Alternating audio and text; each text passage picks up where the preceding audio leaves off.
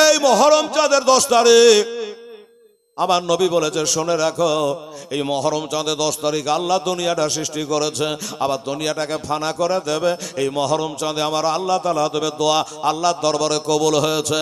এই মহরম চাঁদে 10 তারিখে হযরত ইউসুফ পয়গম্বর আলাইহিস সালাম মিশরের মাসনাদে বসেছে। এই মহরম চাঁদে 10 তারিখে ইউসুফের জন্য কেঁদে কেঁদে চোখ অন্ধ হয়ে গেছিল। কার? ইয়াকুব নবীর।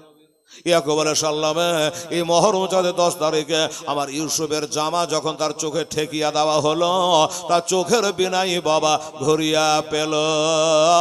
এই মহরম চাঁদের 10 তারিখে আল্লাহ তাআলা আমার মুসা নবীকে নীল দরিয়া পার করে দিল, আর ফেরাউন কাফের বাবা ডুবে মরেছিল।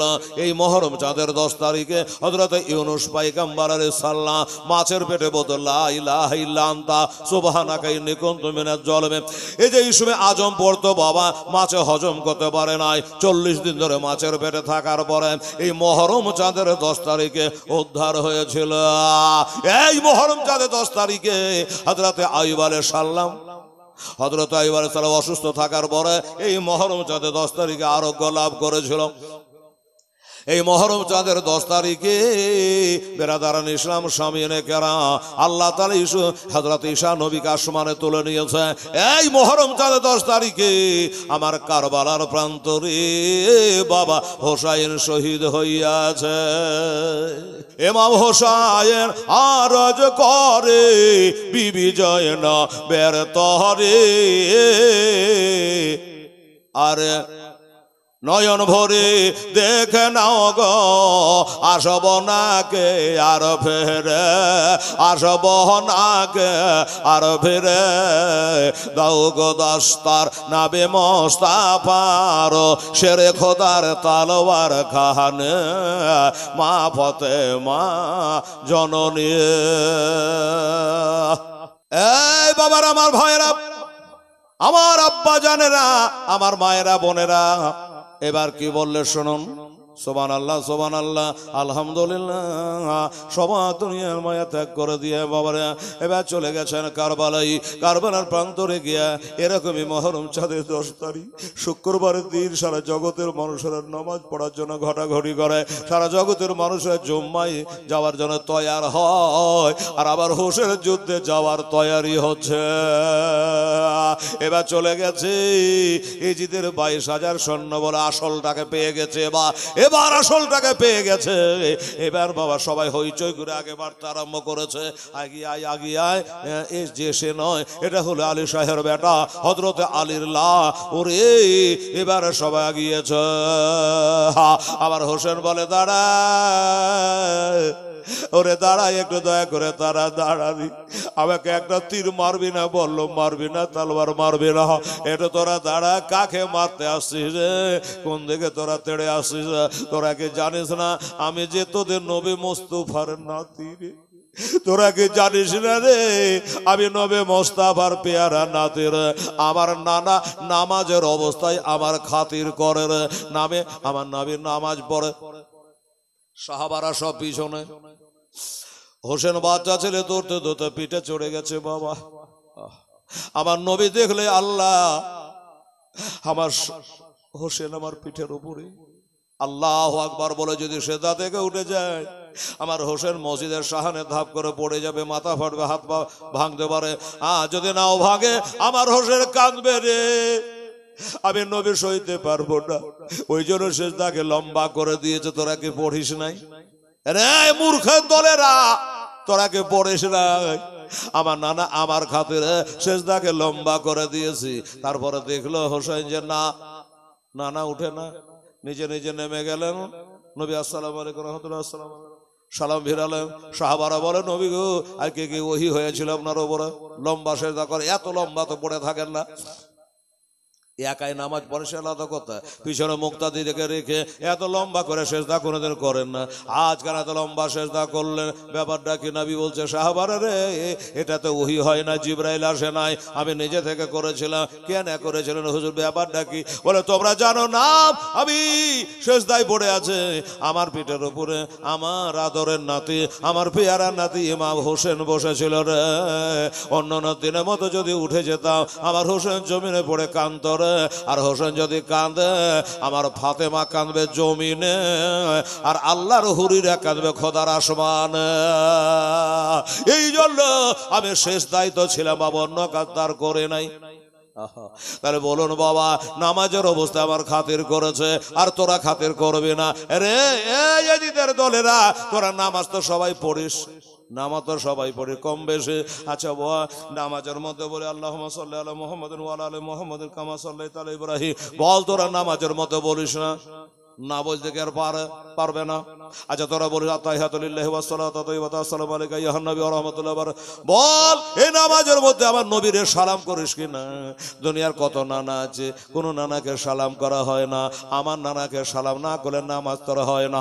নবীর আলা ওলাদের উপরে দরুদে পাক না পড়লে তোর নামাজ হয় না। আল্লাহ তাআলা কোরআনে বলেছে কুল্লা আসালুকুম আলাইহি আজরান ইল্লাল মাওয়াদ্দাতা ফিল কুরবা। আল্লাহ বলে হাবিব আপনি বলে দেয় তোমাদের কাছে কোনো বদলা চায় না, কোনো উপর হুকুম চায় না, শুধু চাই আমার আহলে বায়াতের প্রেম প্রীতি মহব্বত ভালোবাসা। ও বাবা, আজ তোরা আমাকে তীর মারার জন্য চলে এসেছে। এই দুনিয়াটা কয়দিন কার রে?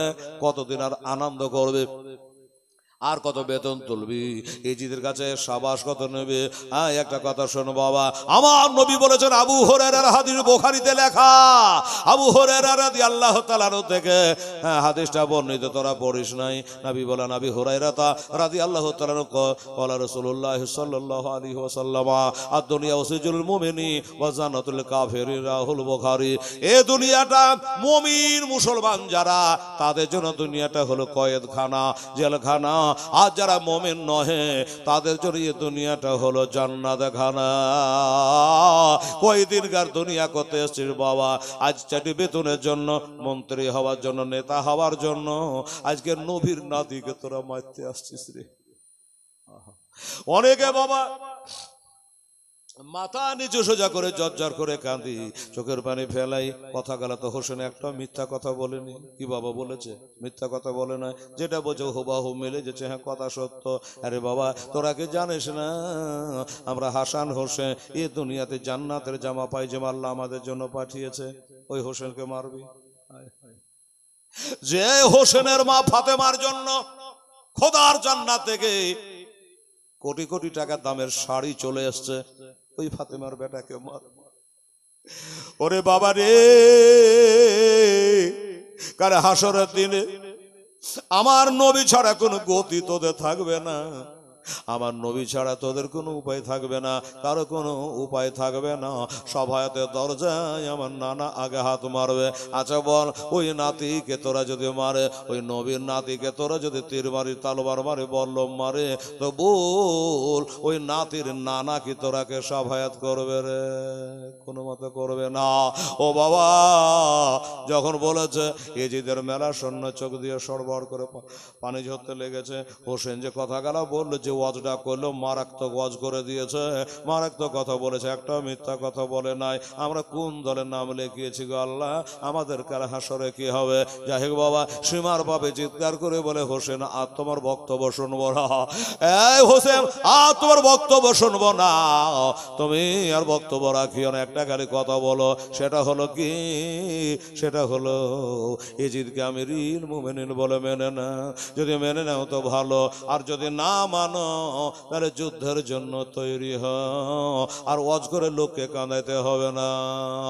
হোসেন বলল, শোনো, আমি কাঁদাবার জন্য ওয়াজ করিনি, নাম কমাবার জন্য ওয়াজ করি নাই। তাহলে কেন করলাম জানো? কাল হাসরের দিনে আমার নানার সামনে তোমরা বলবা, কে নবী গো, আমরা অত বুঝতাম না, আপনার নাতিরা হাদিস জানতো। আমার নাতি নবী যখন ইন্তেকাল, ইমাম হাসান ছোট্ট ছেলে, 7 বছর 7.5 বছরের ছেলে, তখনও তার 13টা হাদিস মুখস্থ। 7 বছরের ছেলে 13টা হাদিস মুখস্থ করা 4টি ব্যাপার। বলেন এই বাবা, তাই বলছে আপনার নাতিরা হাদিস জানতো, কোরআন জানতো, ফতোয়া ফরজ সবই জানতো, মানুষকে বোঝাতে জানতো। হাদিস ও কোরআন দিয়া আমাদের সুন্দর করে যদি বুঝাইতো, তাইলে হয়তো রক্তের নদী বইতো না। এই কথা বলে আমার নানার কাছে আমাকে মিথ্যাবাদী তোরা বানাবি, তা হতে দেব না। তাই তোরাকে ঘুরিয়ে ফুরিয়ে সাজিয়ে গুজিয়ে যত হাদিস আর কোরআন দিয়ে যুক্তি দিয়ে সব দিক দিয়ে তোরাকে বোঝালা, তোরা কোনোই কথা শুনবি না, তোরা যুদ্ধ করবি তো যা, যারে যা তোরা যুদ্ধ করবি তো তাড়াতাড়ি যা। এবার বেরিয়ে চলে আসলো বাবা, তারা চলে আসলো।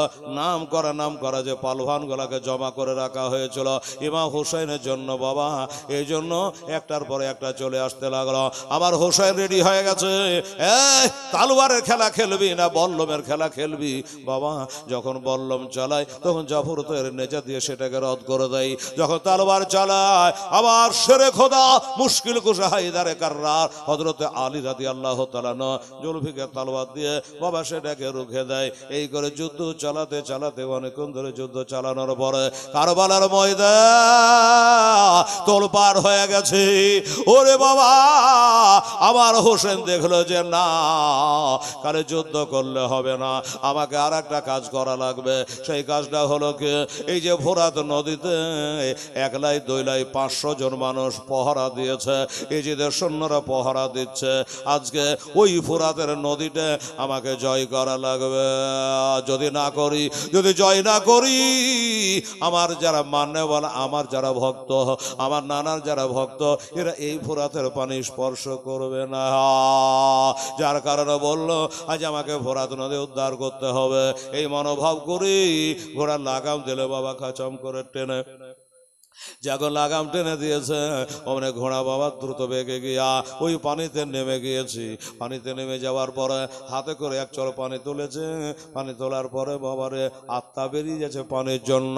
এই পানিকে আর পান করা যায়? যেই পানির জন্য আলী আকবরকে শহীদ হয়ে গেল, আবুল কাসেম শহীদ হয়ে গেল, আব্বাস শহীদ হয়ে গেল, সবাই শহীদ হয়ে গেল। আমার 7 বছরের বেশি সাকিনার জন্য আব্বাস পানি আনতে গিয়ে হাত দুটা চলে গেল, পানিও চলে গেল, শহীদ হয়ে গেল। এই পানির জন্য আমার কোলের বাচ্চা আলী আসগা তাও শহীদ হয়ে গেল। এক ফোঁটা তার কবরে পানি দিতে পারলাম না, তার গলাতে এক ফোঁটা পানি দিতে পারলাম না।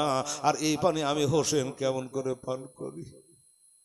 হাতের পানি নিয়ে বলে আলী আসগা রে, এক ফোঁটা পানি দিতে পারিনি রে বেটা, আজ ওই বুড়াদের পানি দে, তোর বাপের কদম বসি করছে রে বেটা।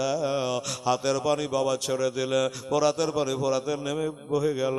আমার হোসেন আস্তে আস্তে করে বাবা মন্ডার অবস্থা ভালো না রে বাবা, চলে আসলো। চলে আসার পরে যেমনি বাবা উপরে উঠে এসেছে পানি থেকে, আর তারা মিটিং করলো হোসেন যখন চলে আসবে কেউ যেন বল্লম চালাবি না, কেউ যেন তালোয়ার মারবি না, নেজা মারবি না। তাহলে হুজুর কি করবো? বলে প্রথমত হোসেন আসতে গেলে তীর মেরে মেরে ঝাঁঝরা করে দে, তারপরে তীর মেরে ঝাঁঝরা করে জমিনে ফেলিয়ে দিয়ে তার গলা কেটে নেব। হাকিমের হুকুম হলো যেমনি বাবা বলেছে সেই মোতাবেক আমার হোসেন উড়ে চলে আসে। সাই সাই সাই সাই করে বাবা তারা তীর চালাতে আরম্ভ করে দিয়েছে। এবার তীর চালাচ্ছে, তীর আসে লাগে বাবা। হোসেন দেখলে ডান দিকে যাব, না না ডান দিকে হাজার হাজার লোক দাঁড়িয়ে আছে জিদে, বাম দিকে যাব, বাম দিকে হাজারো লোক দাঁড়িয়ে আছে, আগে যাবে পিছে যাবে, যেদিকে যাচ্ছে চারিদিকে শুধু এজিদের সৈন্য ছাড়ার কেউ নেই, এজিদের সৈন্য ছাড়া কেউ নাই। আমার নবীর নাতি একটাই খালি কারবালার মাঠে রে বাবা। আবার হোসেন দেখলো আর ডাহিন ভাই আগে পিছে দৌড়ে ঝাঁপিয়ে লাভ নাই, চালা তীর। এবার সাই সাই করে তারা তীর মারছে। আবার হোসেন বলল কে কটা তীর মারছিস রে? হিসাব করে মারে, গনে গনে মারে, এক একটা তীরে হিসাব গেলে হাসরের দিনে দিতে হবে। ওগো বাবা এমনি করে বেশ করে ধরে তীর চালাইলো বাবা। তীর চালিয়ে চালিয়ে এখনো হোসেনকে ঘোড়া থেকে নামাতে পারা যাচ্ছে না। ইবনে শাহ চিৎকার করে বলে কি বাবা, আমরা এত গাড়া সৈন্য থাকতে একটা হোসাইনকে এখনো ঘোড়া থেকে যে নামাতে পারলাম না, এই খবর যদি ইজিদের কানে চলে যায় আমাদের চাকরি থাকবে না। একজন বলে হুজুর আর রাগারাগি করবেন না, মন খারাপ করবেন না, এবার আমি একটা তীর চালাবো আর এই তীরটা এমন জায়গাতে মারবো হোসেন আর ঘোড়ায় থাকতে পারবে না, হোসেন আর ঘোড়াতে বসে থাকতে পারবে না। একটা হীরক চুনো জহরের কোটাতে বাবা একটা তীরকে চুবড়াইল। চৌড়ে নেওয়ার পরে এবার ধনুকে ফিট করে 70-80 কিলোমিটার গতিতে এবার টান করে দিয়েছে বাবা। টানতে টানতে টানতে সাই করে তীর ছেড়ে দিয়েছে। আজ যাবো ছেড়ে দেওয়া, ওই তীরখানা গায়ে লাগলো না, পায়ে লাগলো না, ওই তীরখানা লাগবে তো লাগ বাবা, এই কপালে বিঁধে গেল। যেমন কপালে লেগে গেছে বাবা, কপাল ফোটা তীরখানা ভিতরে ঢুকে গেছে, হাড়ে ঠেকে গেছে রে বাবা, যেমনি ভিতরে চলে গেছে। আর ওই হীরক জন্য 20 গোলা যেন তীরের আঁকড়া দিয়ে ভিতরে যেতে ব্রেনের দিকে যেন ওয়াশ করতে আরম্ভ করেছে। আমার হোসেনের চোখ মুখ দিয়ে যেন তারা জুটে গেল, হোসেনের হাত দিয়ে চোখ মুখ দিয়ে যেন তারা জুটে গেল, দুনিয়া যেন আধার দেখতে লাগলো বাবা। 120 তারপরে তীরের আগা, যেন দুনিয়া আধার হয়ে গেল বাবা। হাত থেকে লাগাম ছুটে গেল, আর লাগাম ছুটে গিয়া আমার হোসেন ঘোড়া থেকে বাবা নিচে চলে আসলো। ওই জায়গাখানের ওপরে এসে শুয়ে গেল, যেখান করে মা ফাতেমা বাবা আঁচল দিয়ে করিয়ে রেখেছিল ওই কারবালার মাঠে আশুরার রাতে। ও বাবা, ওই কার করে এসে আমার হযরত ইমাম হোসেন শুয়ে গেছে বাবা। এবারে ঘোড়াটা চারিপাশে ঘুরে আর বলে, হুজুর আমার পেটে থেকে নেমে গেলে আপনাকে তীর মেরেছে, আপনাকে মারতে গিয়ে দেখেন হুজুর আমারও বডিটা তীরে ঝাঁঝরা করে দিয়েছে, আমার দুঃখ নাই, আমি নবীর নাদিকে পিঠে করে বইতে পেয়েছি, আমার ভাগ্য ভালো। হুজুর আমার উপর লাফিয়ে তারা হয়তো কখনো চড়ে নেবে, দোয়া করবেন আমি যেন কোনো এজিদের সৈন্যকে না বহি। হুজুর আমি এবার কি করব, কোন দিকে যাব? আমার হোসেন কাতর হয়ে গেছে, কথা কহিতে ভাল লাগছে না রে বাবা, ব্যথায় ব্যথিত হয়ে গেছে। হোসেনের মুখ দিয়ে কথা বের হচ্ছে না, রক্তে লালে লাল হয়ে গেছে, গায়ে তীর পায়ে তীর, হাতে দিয়ে সব দিকে তীর আর তীর বাবা। ও বাবা কেতাবে লিখছে এই বুকখানে তার 72টা তীরের আঘাত ছিল, 72 খানা তীর তালবারে আঘাত ছিল রে বাবা। আমার মা বোনেরা ভাইরা গো, এবার হোসেন বলছে, ওরে ঘোড়া কোন দিকে যাবি, কোথায় যাবি? বলছে, যাও রে ঘোড়া দিও রে খবর, আমার আম্মা যেন আজ শোনে না, মনের দুঃখ মনে রইল ঘোড়া, মনের দুঃখ মনে রইল, আর মদিনা যাওয়া হলো না। যে মদিনাতে একটা নেকি গেলে 50,000 নেকি হয়, যে মদিনাতে আমার মার কবর আছে, ভাইয়ের কবর আছে, নানার আছে, ওই মদিনা যাওয়া হলো না। এসো রে ঘোড়া এ দাও রে খবর, আমার হোসেন কোথায় রয়, তোমার হোসেন মা আজ শহীদ হলো কারবালাতে, পানি নাই মা ফাতেমা বসিয়া গো কান্দি একটা ফুলের বাগিচায়, নূরের ফারেশতা দিচ্ছে বাতাস, নূরের ফারেশতা দিচ্ছেন বাতাস, মা ফাতেমা রোজে গায়ে লেগেছে আগুন, এ কারবালার গো বাতাসে কি তা ঠান্ডা হয়, আজ বোঝে কারবালার আগুন লেগেছে মোর কলেজায়। আল্লাহুম্মা সাল্লি আলা সাইয়্যিদিনা মোহাম্মদ ওয়ালা আলে সাইয়্যিদিনা মাওলানা মুহাম্মদ। এই বাবার আমার মায়েরা, তারপরে আমার হোসেন পড়ে এজিদে দলেরা চলে এসছে বাবা। কে কে এসছে জানেন? খুলি বিন আজির, সেনান বিন আনাস, সীমার যে জাওয়াসান, এরকম বেশ কয়েকজন এক পা দুপা করে আগিয়ে বাড়িয়ে চলে আসছে। আমার হোসাইনে এই দেহু থেকে সার মোবারকটাকে জোদা করবে, আলাদা করবে। বাবা গো সীমার বসে গেছে, তবে কথা টেলে মারাত্মক ইখতিলাফ আছে, মতভেদ আছে রে বাবা। বসে গেছে, গলাটা কাটবে। আমার হোসেন বলে, ভাই তুমি কে আছো? আমার পিঠে বসে গেছে, আমার বড় কষ্ট হয়, আমার বড় কষ্ট হয়। 500 টাকা দান করেছে বাবা আমার ভাইয়েরা খোদার ঘর মসজিদে। এই বাবা হোসাইন লিখতে গেলে হে সিন ইয়া নুন 4টা অক্ষর লাগে, আর 3টা 500 টাকার নোট গলা দেওয়া যায় না। কমিটির ছেলেরা গো, দাদুরা, ভাইরা, বেটারা, এটা আমার মা বোনদের কাছে একটু হেঁটে বেড়াতে বাবু, চাইতে হবে না। আমার মায়েরা রে, আমার হোসেনকে কারা কারা ভালোবাসেন মা, 500 করে টাকা খোদার ঘর মসজিদে, এটা কমিটি খরচ করবে না। ও বাবা মসজিদে কাজে লেগে যাবে, 500 করে টাকা পারলে আপনারা আর 3 জন ব্যক্তি দেবে। দুহাই থাকলো ইমাম হোসাইনে। তারপরে এবার উদ্ধার পর্বটা শেষ করে সমাপ্তি করবো ইনশাআল্লাহ। আজি ইজিদকে না মারলে দম নাই, আগেই বলেছি বাবা, রাত জাকার থাক। হ্যাঁ এই বাবা পারা যাবে, 500 করে টাকা, আর 3 জন ব্যক্তি। আরে জোয়ান ছেলেরা, আমার মধ্যে মুজাহিদেরা, কত মোবাইলে রিচার্জ করছো, 28 দিনে হাওয়া, ঠিক আছে না, শেষ। এখানে রিচার্জ করো, তাহলে এ রিচার্জ ভরাবে না কোনোদিন। আছে কোন ভাই আমার, দাদা আমার, 500 টাকা। এই বাবা, যদি 500 টাকা করে 3 জন পারেন দেবেন, আমি বারবার দেও দাও করতে পারবো না, কারণ এটা মাদ্রাসা জালসার এবার দাওয়াত নিয়েছি, ওইখানে আসবো আল্লাহ যদি নিয়ে। কি নাম বাবু? আচ্ছা, নাম বলতে হবে না। বলছে যে নাম বলবো না মৌলানা, মসজিদের গম্বুজ যখন হয়ে যাবে তখন নাম এমনি উপর দিয়ে ছুটবে। হ্যাঁ, তো ছেলে বলে নাম বলবো না, আমি 500 টাকা দিলে। আর 2টা যে লাগবে বাবা, আসো তো বাবু। সুবহানাল্লাহ, নাম বলবে না? একজন কি মাঝহারুল, আচ্ছা ঠিক আছে, মাঝহারুল হোক মানজারুল হোক, 500 টাকা মাঝহারুল দিয়েছে। কটা হলো? 3টা হলো।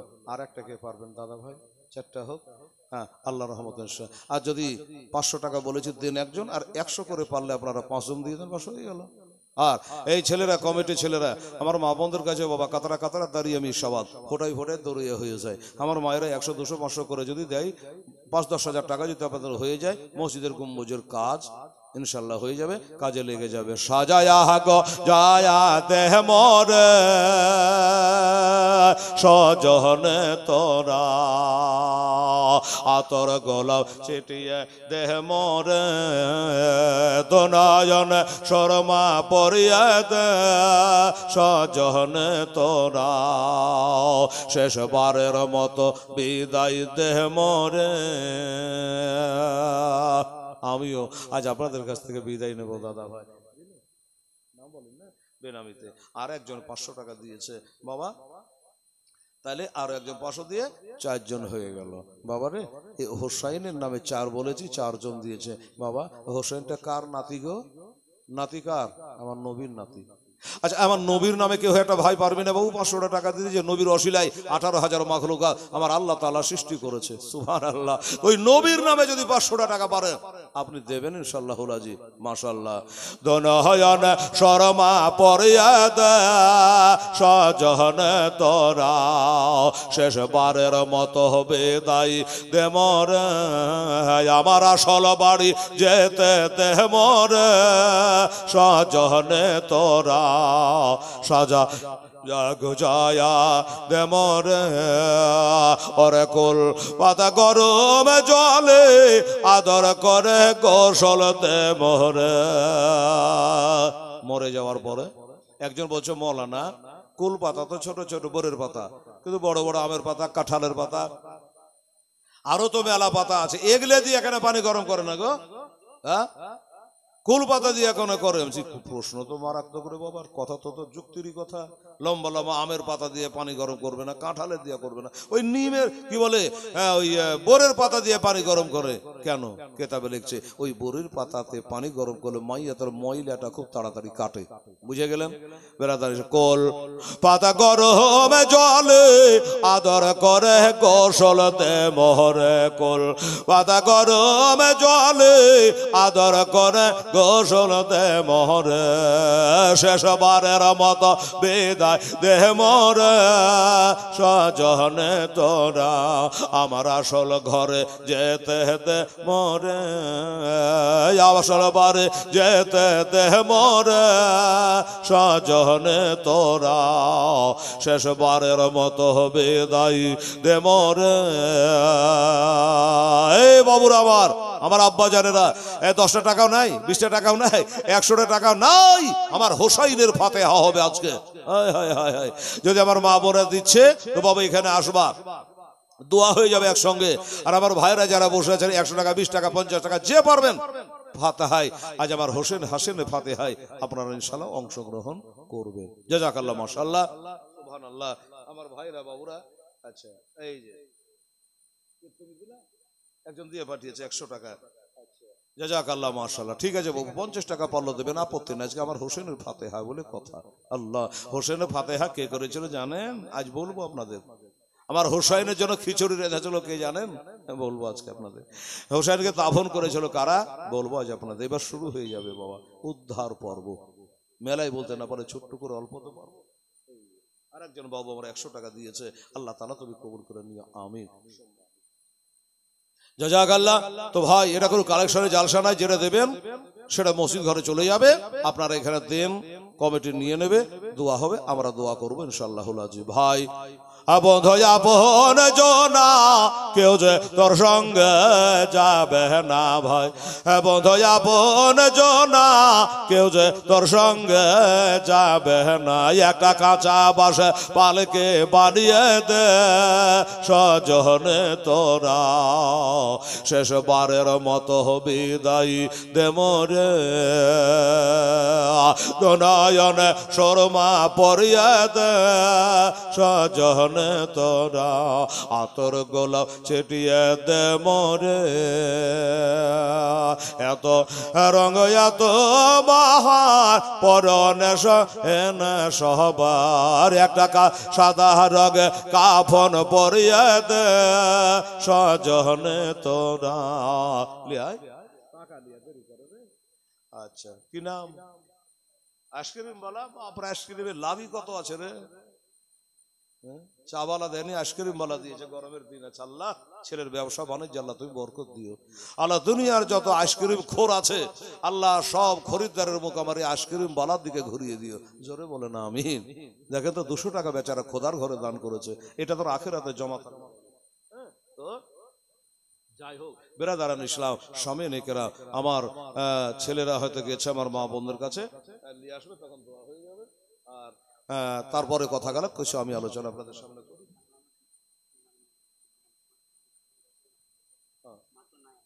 মা নাই, খালু এবং আব্বা, যাও ওই যে মা নাই, খালু আব্বা তাও নেই, তো তাদের জন্য দোয়া করেন। আমার মন বলছে তোর 14 পিঢ়ির লেগে করবো, শুধু খালু আর খালালে সবার জন্য করবো।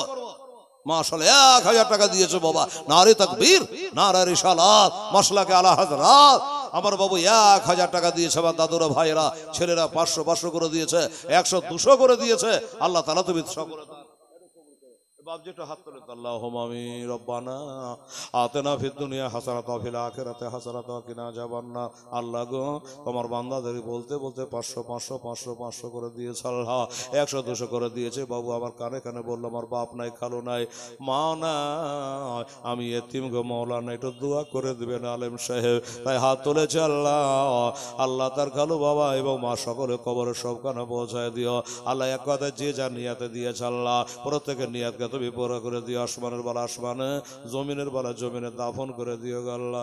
এই মহফিলে যে তোমার ভাইয়েরা মা বোনেরা এসছে আল্লাহ সবাইকে জান্নাতি বলে কবুল করো। আমার মা বোনেরা তো ডাইরেক্ট এখানে আসতে পারবে না আল্লাহ আমি জানি, তাই কমিটির দ্বারা কিছু টাকা পয়সা হয়তো দান পাঠিয়েছে বা দিচ্ছে আল্লাহ, তাদেরও দানটা কবুল করে নিয়ে মঞ্জুর করে নিয়ে আল্লাহ। রব্বানা তাকাব্বাল মিন্না ইন্নাকা আনতাস সামিউল আলিম ওয়া তুব আলাইনা ইন্নাকা আনতাত তাওয়াবুর রহিম।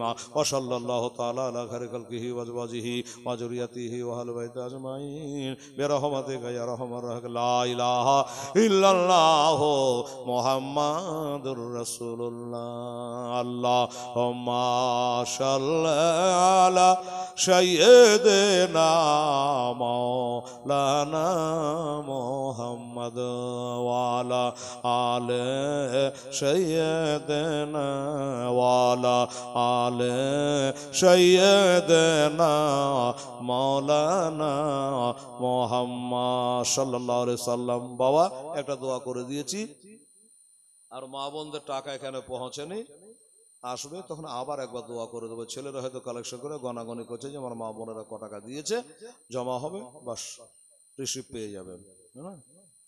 এবার শোনো বাবা, ইমাম হোসাইন রাদিয়াল্লাহু তাআলা আনহু বলছে তুমি কে আছো ভাই? আমার শ্বাস নিতে কষ্ট হয়, দম নিতে কষ্ট হয়। সীমার বলছে হোসেন আমি তোমার দূর সম্পর্কের খালাতো ভাই, দূর সম্পর্কের খালাতো ভাই। তোমার একটা সতলা মা ছিল উম্মে বানিন, ওই উম্মে বানির আমি হলো ভাইপো। আমার নাম সীমার জিল জওসান। আমার হোসেনের কলিজাটা শুকিয়ে গেছে আল্লাহ। সীমারের কথা তো বলে গেছি, এই সীমার চলে এসেছে কেন তুমি আমার বুকে বসে বলল তোমার গলাটা কেটে নেব, তাই তুমি আমাকে শহীদ করবা বললে, হ্যাঁ খালাতো ভাইয়ের পরিচয় দিচ্ছ, আবার গলা কাটার জন্য মন্তব্য করেছ, মানুষ তো করেছো, এটা কেমন হয়? যাই হোক বাবা, অনেক কথা, এটা অন্যদিকে যাব মনে করছি রে বাবা।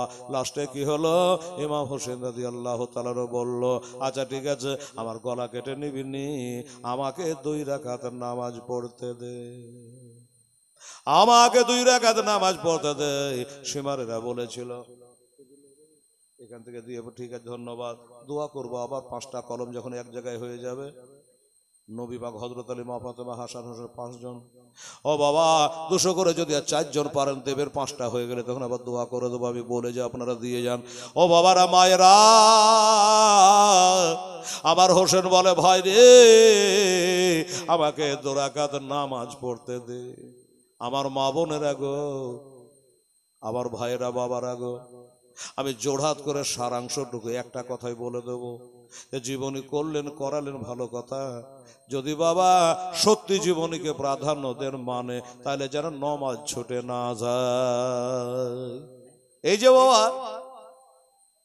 মহরমে রোজা আছে না, নফল রোজা সবাই করে না? হ্যাঁ, তো আমার মা বোনেরা বেশিরভাগ জিজ্ঞাসা করে, হেলাল রে ফোনের মাধ্যমে ডাইরেক্ট, মহরমে কটা রোজা করবো?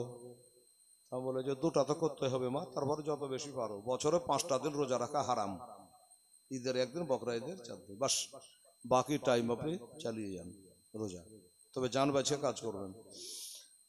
নেকি করতে যে শরীর দুর্বল করে হড়মড়িয়ে পড়িয়েন না রাস্তায়। বাবা তুমি এগুলা কি করে জানেন? জিজ্ঞাসা করবে, সবে বরাতে কটা রোজা, মহরমে কটা রোজা, সফরে কটা রোজা, রজবে কটা রোজা। এই সালা বেটি ছেলের ফোন ধরে ধরে মাথা খারাপ। হ্যাঁ, একটা মহিলাকে বলছে, এই তোরা যা খালি রোজার কথায় শোধাছি, কয়টা রোজা করবো, কয়টা রোজা করবো, নামাজ পড়িস? হ্যাঁ, তো বলছে নামাজ পড়ি না রে হেলাল। নামাজ পড়িস না, তুই নফল রোজা করে লেগে জান দিচ্ছি, ফরজ নামাজ তোর বাপ পড়বে? হ্যাঁ, রাতের 5 ওয়াক্ত ফরজকে জবাই করে দিচ্ছে, আর রোজা কটা করবো, কটা করবো, কেন করিস না? তো মেয়েটা নরম হয়ে গেল যে ঠিকই কথা, ঠিকই বলছেন মৌলানা, কিন্তু বেটা রে এই নামাজের মধ্যে খুব ভেজাল রে বেটা। কি ভেজাল? বলছে রোজাতে কোনো ভেজাল নাই, নামাজে খুব ভেজাল। কিসের ভেজাল? তো মেয়েটা আমাকে এবার বুঝাইছে বক্তার মতো, যে শুন বেটা, নামাজ পড়তে গেলে আলহামদুলিল্লাহ লাগবে, লেরাফে লাগবে, আলাম তারা লাগবে, মানে ওদের ভাষায় বলছে, ইন্না আতাইনা লাগবে, এতগুলি সোরা লাগবে, আত্মাহিয়াত লাগবে, দুরূদ শরীফ লাগবে, মাসুরা লাগবে, দোয়া কুনুত লাগবে। তারপরে যা শরীর পাক রাখতে হবে, কাপড় পাক রাখতে হবে, পশ্চিম দিকে মুখ করে দাঁড়াইতে হবে, হ্যাঁ, ঠান্ডা দিনে ঠান্ডা পানি ঘাঁটতে হবে, ভেজালের শেষ নাই। আর এই রোজাতে কোনো ভেজাল নাই রে বেটা। ভোর রাতে খাইলেন, সন্ধ্যা রাতে খুলে দিন, হাত ধোয়া গা ধোয়ার কোনো দরকার নাই। এর লেগে রোজাটা ছাড়ি না বেটা, নামাজের ফতোয়া জিজ্ঞাসা করি না। মা আমার হোসাইন কি বললো, সীমারে আমাকে 2 রাকাত নামাজ পড়তে দে, বলে না হবে না, হবে না, নামাজ পড়তে দেওয়া যাবে না। বলে শোন, আমি কে ভালো করে শোনালে, আমার নানার নামাজ কাজা নাই, নানির নামাজ কাজা নাই, আমার মার নামাজ কাজা নাই, বাপের নামাজ কাজা নাই, আমার ভাইয়ের নামাজ কাজা নাই, আমারও জীবনে করে দেন নামাজ কাজা নাই। এই কথা বুক ফুলে আপনারা বলতে পারবে যে আমার নামাজ কাজা নাই? পারবেন না। আমার হোসেন বলছে আমার জীবনে করে দেন নামাজ কাজা নাই রে, আমাকে 2 রাকাত নামাজ পড়তে দে। বলে হবে না, হবে না, বলে না। আমার হোসেন আর একটা কথা শোন, আর একটা কথা শোন, আমি 1 বার নয় 2 বার নয়, একটা খতম আছে 3200, আর একবার যে 800 টাকা নিয়ে আসেন তো ভাই, যান, আমি বলে দিছি যান। আমার মা বোনেরা পাথর চাপড়ির গজালের শোনাচ্ছি, লজ্জা করবেন না, যান। হ্যাঁ, এই বেটিরা খালারা কত বললো, 3200, 3200, 3200। তো আমার ভাইকে বলেন, যা ভাই, আমার দাদা, আমার একটু আমার মা বোনদের কাছে থেকে 800 টাকা নিয়ে আসেন, গেলি দিয়ে দিবে জি, পাথর চাপড়ি তো ধরিনি। একজন আর দিলে তাহলে 3300 হলো, আর 700 টাকা লাগবে। হ্যাঁ, আমার মা বোনদের কাছে যান, গেলি দিয়ে দিবে, শুন ইনশাল্লাহ। আবার মন বলে চলা পাথর যাবে রে দাতার দরবার, একটু জোরে বলে সুবহানাল্লাহ। আলহামদুলিল্লাহ। এই বাবা আপনারা পারলে 700 টাকা দেন তো বাবা, 200-100 করে। আর আমার মা বোনদের কাছে যদি ছেলেরা যায়, লজ্জা যদি না করে, তাহলে দিয়ে দেবে। আমার মন বলে চল বাদর যাবে রে দাতার দরবারে, আমি যাব যাব মনে করে, আমায় যেতে দেয় না 6 জন দাতা তোমার দরবারে। আমার মন বলে চল পাথর যাবে রে দাতার দরবারে, দাতা সাধ নার বলে, দাতা সাধ নার বলে, ওরে মশা মাঝে না বসে দাতার পাক মাহাজারে। আমার মন বলে চল পাথর যাবে রে দাতার দরবারে। সুবহানাল্লাহ, আলহামদুলিল্লাহ।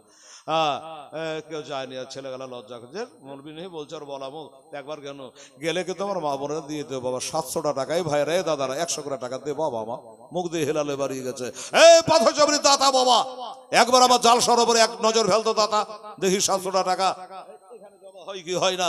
সুবহানাল্লাহ সুবহানাল্লাহ। 1,000,000 টাকা ছেলে দিয়েছে, মা নাই বাবা নাই, মা নাই খালু নাই মা নাই বাবা নাই, তাদের জন্য দোয়া করেছে। 700 টাকা 100 টাকা করে পারা যাবে না? হায় হায় হায় হায় দাতা বাবা। আরে দাতার দাতা সাধনার বলে, ওরে পাহাড় থেকে মাছ নামে তো দাতা ধরিতে না হাত, জোরে বলে সুবহানাল্লাহ। দাতা সাধনার বলে, এই যে ছেলে আর 100 টাকা দিয়েছিল, আরে আর 500 টাকা নিয়ে দেবে, এটা হিসাব রাখবেন। আর 500 টাকা হলো, এটা 4,000 টাকার বান্ডিল হয়ে গেল। এখানে যা আছে আছে, এটা এমনি করে 100 টাকা করে তাড়াতাড়ি পাঠান। দাতা দাতা সাধনার বলে। আচ্ছা আমার বাবু ভাই জানুন 100 টাকা দিয়ে দিয়েছে, তো কত হলো জি? আর কত লাগবে? 2800, 300, 400, 400 যে 100 বাড়ে যেত, লস তো নাই, কমে গেল তো 400 তো 400ই তাহলে। আলহামদুলিল্লাহ। গেছিলেন জানেন না? আচ্ছা এবার কত হলো? আর 300। মাশাআল্লাহ। আরে দাতার সাধনার বলে, ওরে পাহাড় থেকে মাঝে নামে তো দাতা ধরিতে না হাতে, দাতা সাধনার বলে, পাহাড় থেকে মাঝে নামে তো দাতা ধরিতে না হাতে। আগুন নাই রে পানি নাই রে দাতা সেদ্ধ করে ইহিসিমি, দাতার সাধনার বলে। আমার মন বলে চল পাথর যাবে রে দাতার দরবারে, দাতার লঙ্গর খানাতে, দাতা লঙ্গর খানাতে, ওরে ফকির দরবে খানা খায় সবে একসাথে বসে। আমার মন বলে চল পাথর যাবে রে দাতার দরবারে, আমি যাব যাব মনে করে, আমার যেতে দেয় না 6 জনই দাতা তোমার দরবারে। দাতার পাক মাহাজারে, দাতার পাক মাহাজারে, ওরে হিন্দু মুসলমান চাদর চহরায় সবাই একসাথে মেলে। আমার মন বলে চল পাথর যাবে রে দাতার দরবারে, দাতার পাক দরবারে, দাতার পাক দরবারে, ওরে জাতির ভেদা ভেদ নাই রে দাতা তোমার দরবারে। আমার হোসেন বলল দেখ আমি একবার লাই দুবার লাই, 400 মাইল রাস্তা মক্কা থেকে মদিনা। বাবা বলছে আমি পায়ে হেঁটে 25 বার হজ করেছি, জোরে বলুন সুবহানাল্লাহ। আছে নাকি 25 বার হজ করে একটা হাজি? মসুরডাঙ্গাতে নাই, ডবল হাজি পাওয়া যেতে পারে, ডবল পাওয়া যেতে পারে। পায়ে হেঁটে 25 বার হজ করেছেন তিনি আমার ইমাম হোসেন রাদিয়াল্লাহু তাআলা আনহু। ইমাম হাসানও 25 বার হজ করেছে বাবা পায়ে হেঁটে, অথচ ঘোড়া উট তখন ছিল, তারপরও পায়ে হেঁটে 25 বার হজ করেছে। সুবহানাল্লাহ। বলছে ভাইরে একটা হাজি সাহেবের নামাজকে কাজা করাস না রে, হাজিদের কোলে কালে লেগে যদি এক জায়গায় হাজিরা নামাজ পড়ে নামাজ কাজা করে বলবে আমাকে নামাজ পড়তে দে। সুন্দর করে ঘনা তুলে যখন বোঝালো বাবা তো ওরে বাবা নামাজ পড়তে দিয়েছিল কিন্তু নামাজ পড়া করতে দেয় নাই। আমরা নামাজ পড়ে এসি চালিয়ে দিয়ে ফ্যান চালিয়ে দিয়ে আমরা নামাজ পড়ে আরাম করে বাবা আমার হোসেন নামাজ আদা করতে হে মাসুদিকে সায়ামে না দেবারুকে সায়ামে। আরে হোসেন তো নামাজ আদা করতে হে তলবারুকে সায়ামে। জোরে বলে সুবহানাল্লাহ। 22,000 তলবারের তলে আমার হোসেন নামাজ কাজা করবে না, এজন্য তিনি বাবা 2 রাকাত নামাজ পড়ছে। আর একটা কথা বলি আপনারাকে বাবাই যে আজকে হেলাল বলছে আপনারা শুনছে, আজকে রাতটা এখন যায় তার কোনো কাম নাই, বাড়ি থেকে আল্লাহর নাম নিয়ে শুয়ে যাবেন, ঠিক আছে, শুয়ে যাবে। গোটা রাত্রিটাই আপনার আমল নামার নিয়ে কি চলতে থাকবে। আমার হোসেন রাদিয়াল্লাহু তাআলা বাবা 2 রাকাত নামাজ আরম্ভ করেছে, ওই বেদবেরা নামাজ সমাপ্ত করতে দিল না। ওই নামাজের অবস্থায় তার শরীর থেকে সাথে মোবারককে আলাদা করে দিল, বাবারা মাথাটা কেটে আলাদা করে দিল। ইন্না লিল্লাহি ওয়া ইন্না ইলাইহি রাজিউন। আপাতত যুদ্ধ বন্ধ হলো। কোথাকার যুদ্ধ? কারবালার। এই বাবা এদিকের যুদ্ধ বন্ধ হলো, ওদিকে আবার যুদ্ধ চালু হয়ে গেছে। আমার মা বোনদের দিকে যুদ্ধ চালু হয়ে গেছে। বলবে হেলাল কিরকম? শুনেন বাবা গো, আমার হোসেন বাবা আলাদা হয়ে গেছে, অমনি আমার হোসেনের গলা কাটা রক্ত গলা করতে করতে করতে করতে করতে করতে আমার হোসেনের হাত দাস্তে মোবারকের কাছে হাতের কাছে চলে গেছে। আমার হোসেন বললো গরম লাগে কেন? একদিকে গর্দান চলে গেছে বাবা, আর আমার হোসেন গলা কাটার ওই গরম রক্ত লিয়া হাতে করে নিয়া ওই রক্তকে জানে বাবা চালিয়ে দিল। আর যেমনি চালিয়ে দেওয়া খোদার হুকুম হাওয়ার গতি, আর ওই রক্ত জানে বাবা আর নীল আকাশে চলে গেল, আসমানে বাবা রক্তটা পৌঁছে গেল। থাকার গজাল বলে টাইম পাস করছি না বাবা, রক্ত চলে গেল। হোসেন যখন হোসেনের গলা কাটা হলো রে বাবা, ওই সময়তে সারা দুনিয়াটা বাবা একবারে রাত লেগে গেল। আচ্ছা দিনের বেলা থেকে আসমানে তারা দেখতে পাওয়া যায় বাপ? যায়? যায় না।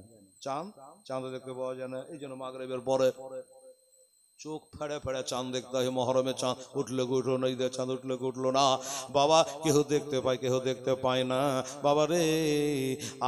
দিনের বেলাতে আসমানে তারা দেখতে পাওয়া যায় না।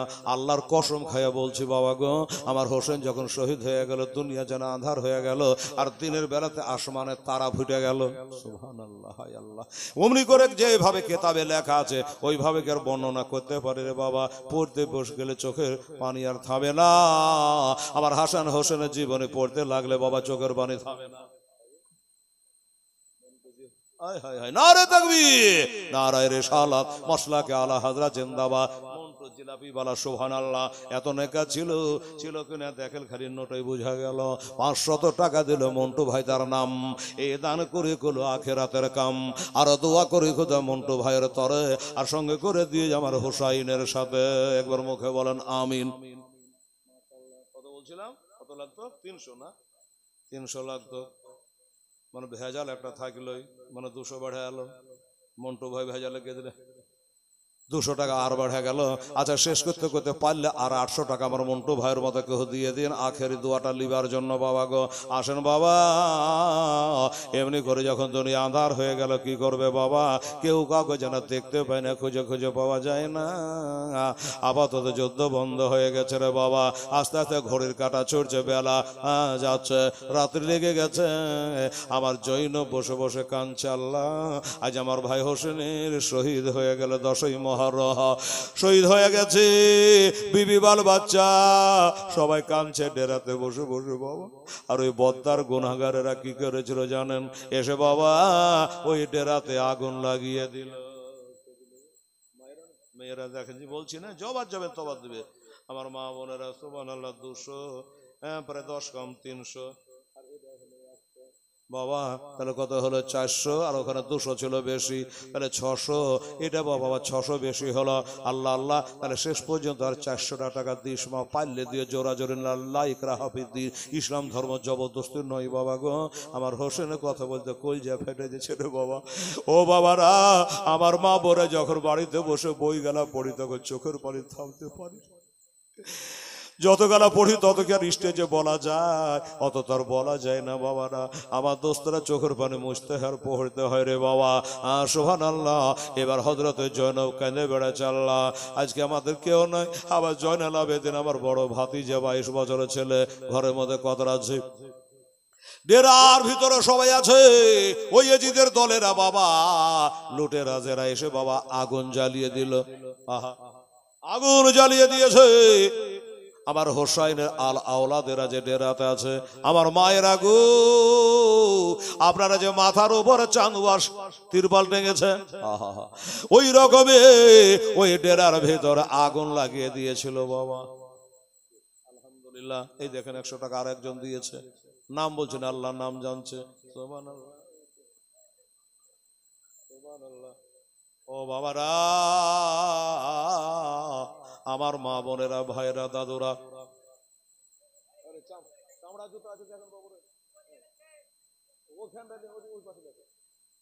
সুবহানাল্লাহ, সুবহানাল্লাহ, আলহামদুলিল্লাহ। দেখা যাক বাবারা, আমার দোস্তরা, বুজুর্গরা, দাউ দাউ করে আগুন জ্বলছে। কি হবে? আগুন জ্বলছে, আগুনের মধ্যে থাকা যাবে গো? যাবে না।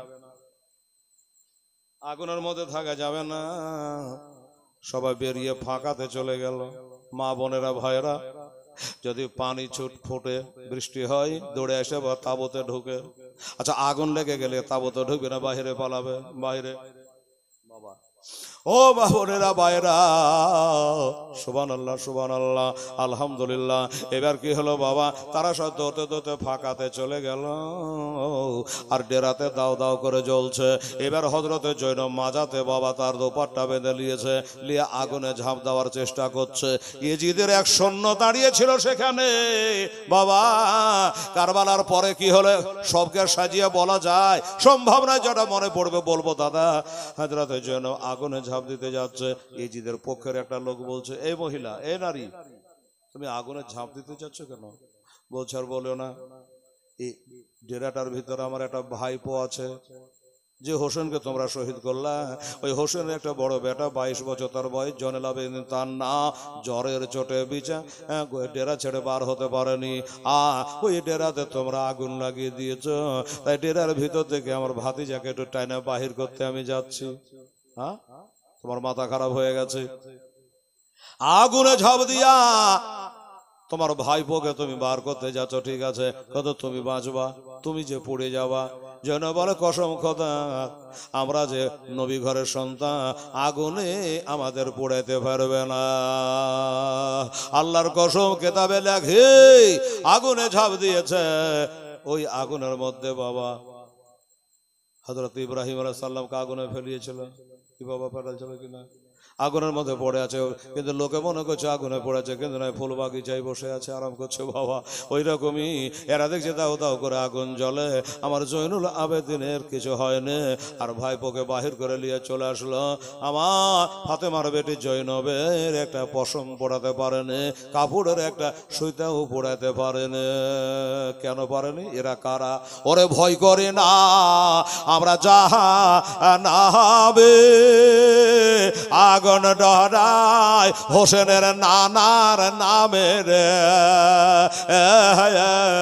তাই রব না নিরাধম, আগুন হবে ফল খোদার নরে তৈরি গো আমার মোহাম্মদ রাসূলুল্লাহ। মা নফল নামাজ 2 রাকাত, 4 রাকাত পড়েন, 12 রাকাত পড়েন, সূরা কোনো নির্দিষ্ট নাই, মাঝে এই সূরাই পড়তে হবে। আপনারা যেটা স্মরণে আছে সেটাই পড়বেন। আর রোজা কিন্তু শনিবার রোববার যারা করবেন তারা করবেন। হ্যাঁ, আর সূরা কোনো নির্দিষ্ট যে এই সূরাই পড়তে হবে, যেটা জানা আছে আপনি পড়বেন। আহা হা, সুবহানাল্লাহ। যারা আদেশ নামাজ পড়ে তারা আদেশে রোজা রাখে রে, রইব শোকে আন্ধার গরে, হবে না নেকের সমতুল খোদার নরে তৈরি রে আমার মোহাম্মদ রাসূল, খোদা নরে তৈরি গো আমার মোহাম্মদ রাসূল। ভাইপোকে বার করে নিয়ে চলে আসলেন। আসার পরে এবার দেখছেন যে আল্লাহ সবাই যারা জাহান্নামী গুনহগার তারাই আছে তাঁবুর ভিতরে, আর যারা জান্নাতি তারাই আছে ফুটপাতে বাহিরে। এই অবস্থায় থাকতে থাকতে থাকতে একটু রাত্রি হয়ে গেছে। জৈনব মনে করলাম বিশ্বাস নাই, মা বহিনের উপর যারা অত্যাচার করে, সীমারের দল, এজিদের দল, আমার ভাই হোসেনের লাশের ওপর দিয়ে ঘোড়া চালিয়ে দিতে পারে। আমি যাই ভাই এটা লাশের কাছে লক্ষ্য করে পহরা দেব, কিন্তু পহরা তো দেব সাকিনা, হোসেনের বেটি 7 বছরের বেটি সাকিনাকে আমার দায়িত্বে দিয়ে গেছে, তাকে একবার দেখভাল করা লাগবে। এবার আঁধারে খুঁজে পাওয়া যায় না রে বাবা, কোথায় কে যে আছে কিছু খুঁজে পাওয়া যায় না। আস্তে আস্তে করে কারবালার মাঠে গিয়া হযরতে জৈনব ডাক দেয়, সাকিনা ও বেটি সাকিনা রে, তোর আব্বা আমার হাতে সবে দিয়ে গেছে রে মা, আমাকে না বলে তুই কোথায় চলে গেলি বা আঁধারে খুঁজে পাচ্ছি, কোথায় গেলি রে সাকিনা? ওই কারবালার মাঠ থেকে আওয়াজ আসছে, ফুপু গো আমাকে খুঁজিয়ে না ফুপু, আমি আমার বাপের বুকের ওপর ঘুমাচ্ছি। আমার বাপের বুকে না ঘুমালে ঘুমাই আসে না, তাই বাপের বুকে ঘুমাচ্ছে। কোথায় তোর বাপকে বলে? এটা দূরে যাচ্ছে তো বাস্তবিক, গলা নাই মাথা নাই, একটা লাশের ওপরে ওই 7 বছরের সাকিনা জানে শুয়ে আছে গো। সাকিনারি এটা তোর বাপের লাশ, তুই চিনতে পারলি কি করে রে বেটি? মাথা নাই মুখ নাই, মুখ দেখে মানুষ চেনে, আঁধারে তোর বাপকে চিনতে পারলি কি করে যে এটাই তোর বাপ? বলছে ফুপু গো আমি যখন আব্বা আব্বা করে চিৎকার করছিলাম, আব্বা আব্বা করে চিৎকার করছিলাম যে আব্বা তোমার বুকে না ঘুমালে ঘুম হয় না, তখন আমার বাপ আমাকে হাত ছানি দিয়ে হাতের ইশারা করে ডেকে নিয়েছে, আর আমি আমার আব্বার বুকে আমি ঘুমিয়ে আছি। কোরআন বলছে, কোরআন বলছে আল্লাহর পথে যারা শহীদ তারা মরে না, জিন্দা, মুখ নাই মাথা নাই, আওয়াজ হচ্ছে। যা হোক সাকিনাকে নিয়ে গেল, ডেরাতে নিয়ে এসে রাখলো। বেটি রে আর ইদিক উদিক ভাটকে যাস না বেটি, পুরা দায়িত্ব আমি আছে, আমি মা ফাতেমার বেটি রে, ওটা তো মা ফাতেমার বেটা রে, তুই এখান করে থাক মা, ডেরাতে আমি একটু আসছি। ফুপু গো একলাই ভয় ভয় লাগছে গো, তুমি কোথায় যাবা গো? বলছে বেটি রে তোর আব্বার লাশের কাছে একটু আমি 2 ঘন্টা পহাত দেবো রে, বিশ্বাস নেই ওরা লাশটা উধাও করে দিতে পারে রে কারবালায়, এই জন্য আমি ওইখানে একটু বসে বসে জোগাবো। আচ্ছা ঠিক আছে ফুপু তুমি যাও, আমার জন্য চিন্তা করো না। এবার জোগাতে গেল, এবার বসে বসে জোগাচ্ছে, কাঁদছে রে বাবা, বুক পেটে যাচ্ছে। জৈনবে ভাইয়ের লাশের পাজরে বসে বসে কাঁদছে। ওই জৈনবের 2টা বেটা কালকে শহীদ হয়ে গেছে, আপনারা শুনেছে, বাবা নাই মা নাই নানা নানি কেহ নাই, বড় ভাই আগে বিষপানে শহীদ হয়ে গেছে, একটা ভাই ছিল আজকে গলা কেটে নিয়ে চলে গেছে, লাশটা পড়ে আছে। জৈনব ওখানে বসে বসে কাঁদছে।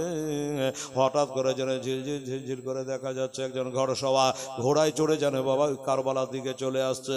জৈনব বলছে এটা মানুষের মতনই তো লাগছে, ঘোড়ার মতনই তো লাগছে, এদিকে তো আসছে মনে হচ্ছে, দেখা যাক দেখা যাক কে আর কি চাই, কোন দিকে যায়।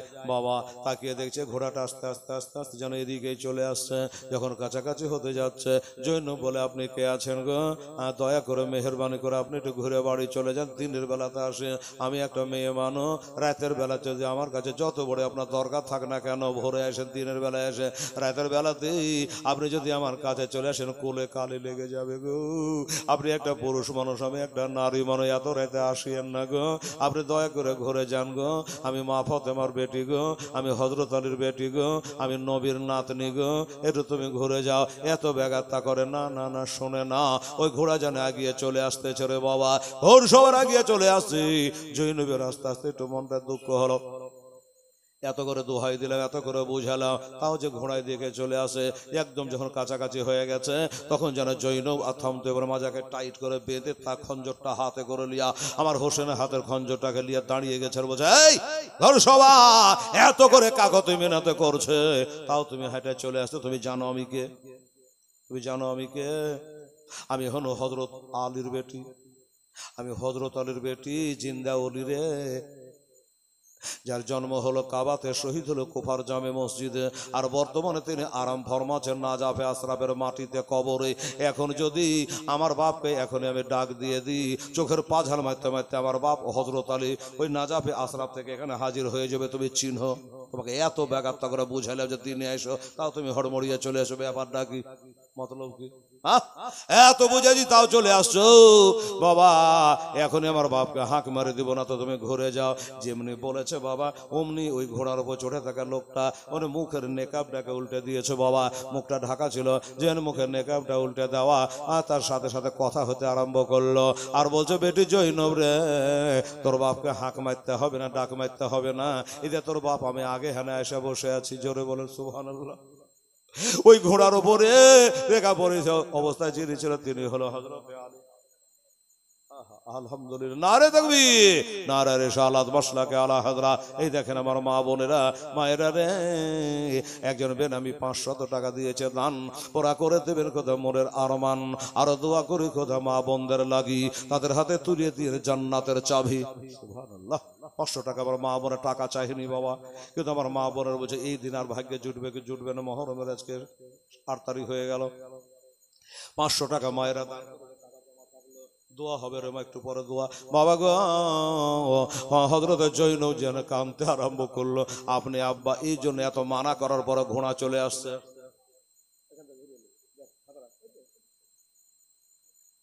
একজন আমার দাদু ফাতেহাতে দিয়েছে, হোসেনের ফাতেহা বলে কথা। বাবা গো এবার কি করলো জানেন, ওই ঘোড়া হযরত আলী রাদিয়াল্লাহু তাআলা ছিল। জৈনব বলে আব্বা এত দেরি করে কেন আসলেন আব্বা গো, আগাম কেন আসলেন না?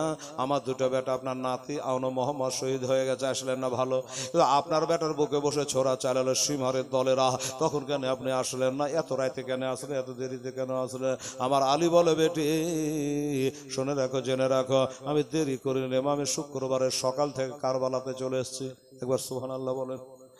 শুক্রবারের সকালে আমি কারবালায় চলে এসেছি। মা বলছে আপনি নিজের চোখে সব দেখেছেন? বলে হ্যাঁ সব দেখেছি। আপনার বেটাকে কারা কারা হত্যা করেছে আপনি দেখে সবকে চিনি জানি, তার বাপের নাম তার মার নাম সব জানি। সবই জানেন? বলে হ্যাঁ। আমার বেটারাকে কেরা কেরা মেরেছে চিনে, সবকে চিনি। আপনার পোতা আলী আসগারে হলকমে তীর মেরে চকে চিনে? বলে হ্যাঁ চিনি। বা সবাইকে চিনেন, সকাল থেকে আছি রে বেটি। বলে আপা গো দিলে কি আপনি পাথর বেঁধে এসছেন নাকি? কেন রে বেটি? বলে আপনি সবকে চিনহেন জানেন, আপনার বেটা পোতা সবকে যে শহীদ করে দিল তলোয়ার দিয়ে, একটা হইদরি হাঁক কেন মারলেন না?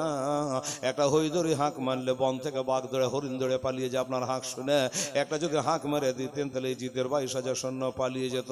বলছে মা কথাটা মিথ্যা বলিস নি মা, একটা হাঁক মারলে এই জিদের 22,000 সৈন্য সব পালিয়ে যেত, কথা সত্য। কিন্তু মা আমি এসেছি পরীক্ষা নিতে। কার পরীক্ষা? আমার বেটা হোসেনের পরীক্ষা। পরীক্ষা নিতে এসছি রে মা। স্কুলের যদি নিজের স্কুলে পরীক্ষা হয়, মাস্টার ছাত্ররা দাঁড়িয়ে থাকে, ছেলেরা পরীক্ষা দেয়, গার্ড দেয় বাবা। যতই কঠিন প্রশ্ন হোক না কেন, যদি মাস্টার ওখানে ঘুরে বেড়ায়, মাস্টার কিন্তু বলে দেবে না পরীক্ষা হচ্ছে। পরীক্ষার হলতে বলে দেওয়া যায় না। ওরে বেটি তাই পরীক্ষা করছিলাম, এই জন্য আমি হাঁক মারিনি। তবে একটা কথা বলি মা, এবারকার যুদ্ধে কার জয় জানো? এবারকার যুদ্ধে হলো আমার হোসাইনের জয়। হোসাইনের জয়। আমার বেটা নিজে জানকে জান মনে করেনি, বেটারাকে দান করেছে, ভাগিনারাকে দান করেছে, ভাতিজাকে দান করেছে, নিজের জীবনটা দিয়ে দিয়েছে ইসলামকে বাঁচাবার জন্য। কিন্তু তার মাথাটা নিয়ে গেছে জাগ্গার বেটি, কিন্তু মাথা দিয়েছে হাত দেয় না। আপনার বলবে হেলাল রে এটা কোনো আশ্চর্য কথা হলো নাকি? নিজের বাপ তো বেটাকে ভালো বলবেই, নিজের বেটাকে তো পালোহান বলবেই। হযরত আলী তো নিজেই বলছে যে আমার বেটা পাশ করে গেছে, বলতেই পারে, কিন্তু এজিদ নিজে ঘোষণা করেছিল জানেন? এজিদ বলে হুরমোলা কই, সীমার কই? সীমার বলে তো হুজুর আমি আছি এখানে। এই এখানে বল, বলেন হুজুর কি বলছেন? আচ্ছা বলতো যুদ্ধ তো করে আলী? বলে হ্যাঁ। আচ্ছা এবারকার যুদ্ধে জয় কার? এজিদ বলছে জাহাপানা আপনার জয়। তোর জাহাপানার কিছু বলেছে? আমার জয়? আমি এজিদ আমার জয় হয়ে গেল? হ্যাঁ হুজুর আপনার জয়।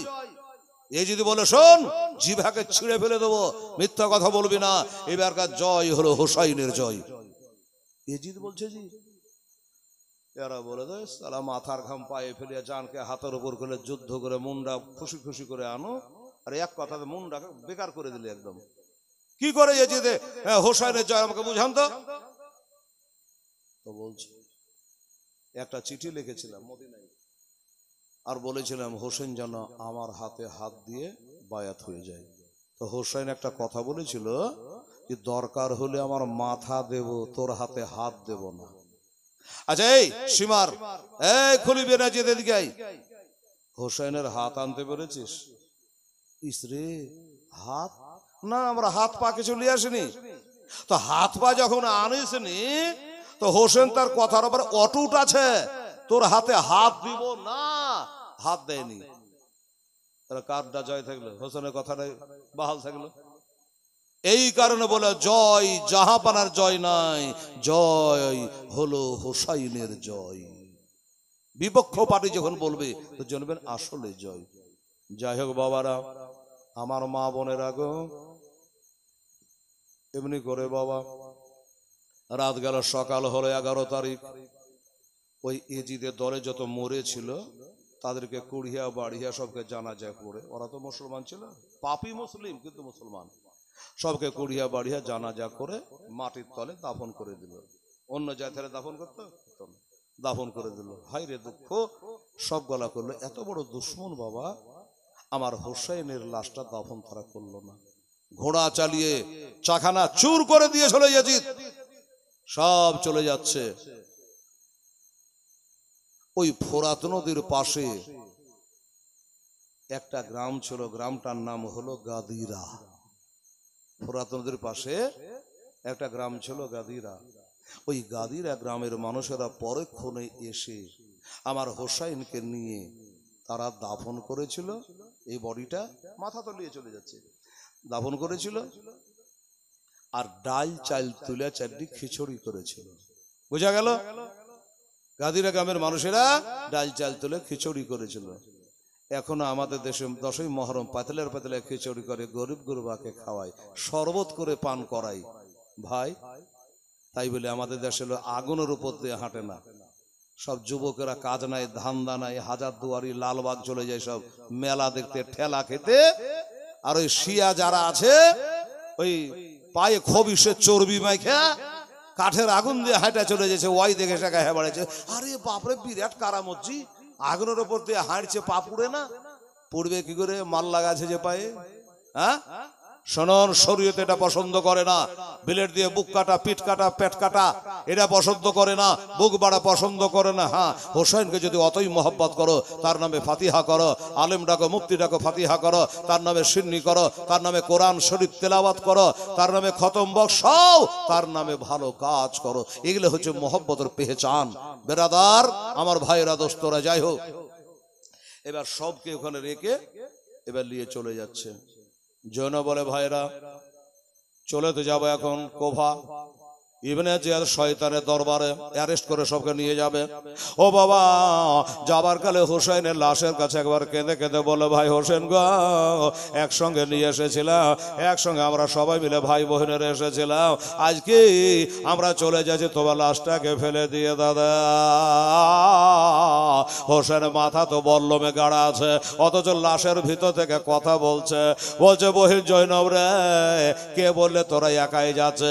আমার বডি থাকলো এখানে, আমার মুন্ডু যাচ্ছে তোদের সাথে, ঠিক না? মুন্ডু তোদের সাথে সাথে যাচ্ছে, আসল তো তোদের সাথে সাথে যাচ্ছে। বাবা, দেহুতে যতদিন রুহু আছে তো দেহুর কাম আছে, আর রুহু নাই তো দেহুর কাম নাই। যাই হোক বাবা, এমনি করে নিয়ে চলে গেল।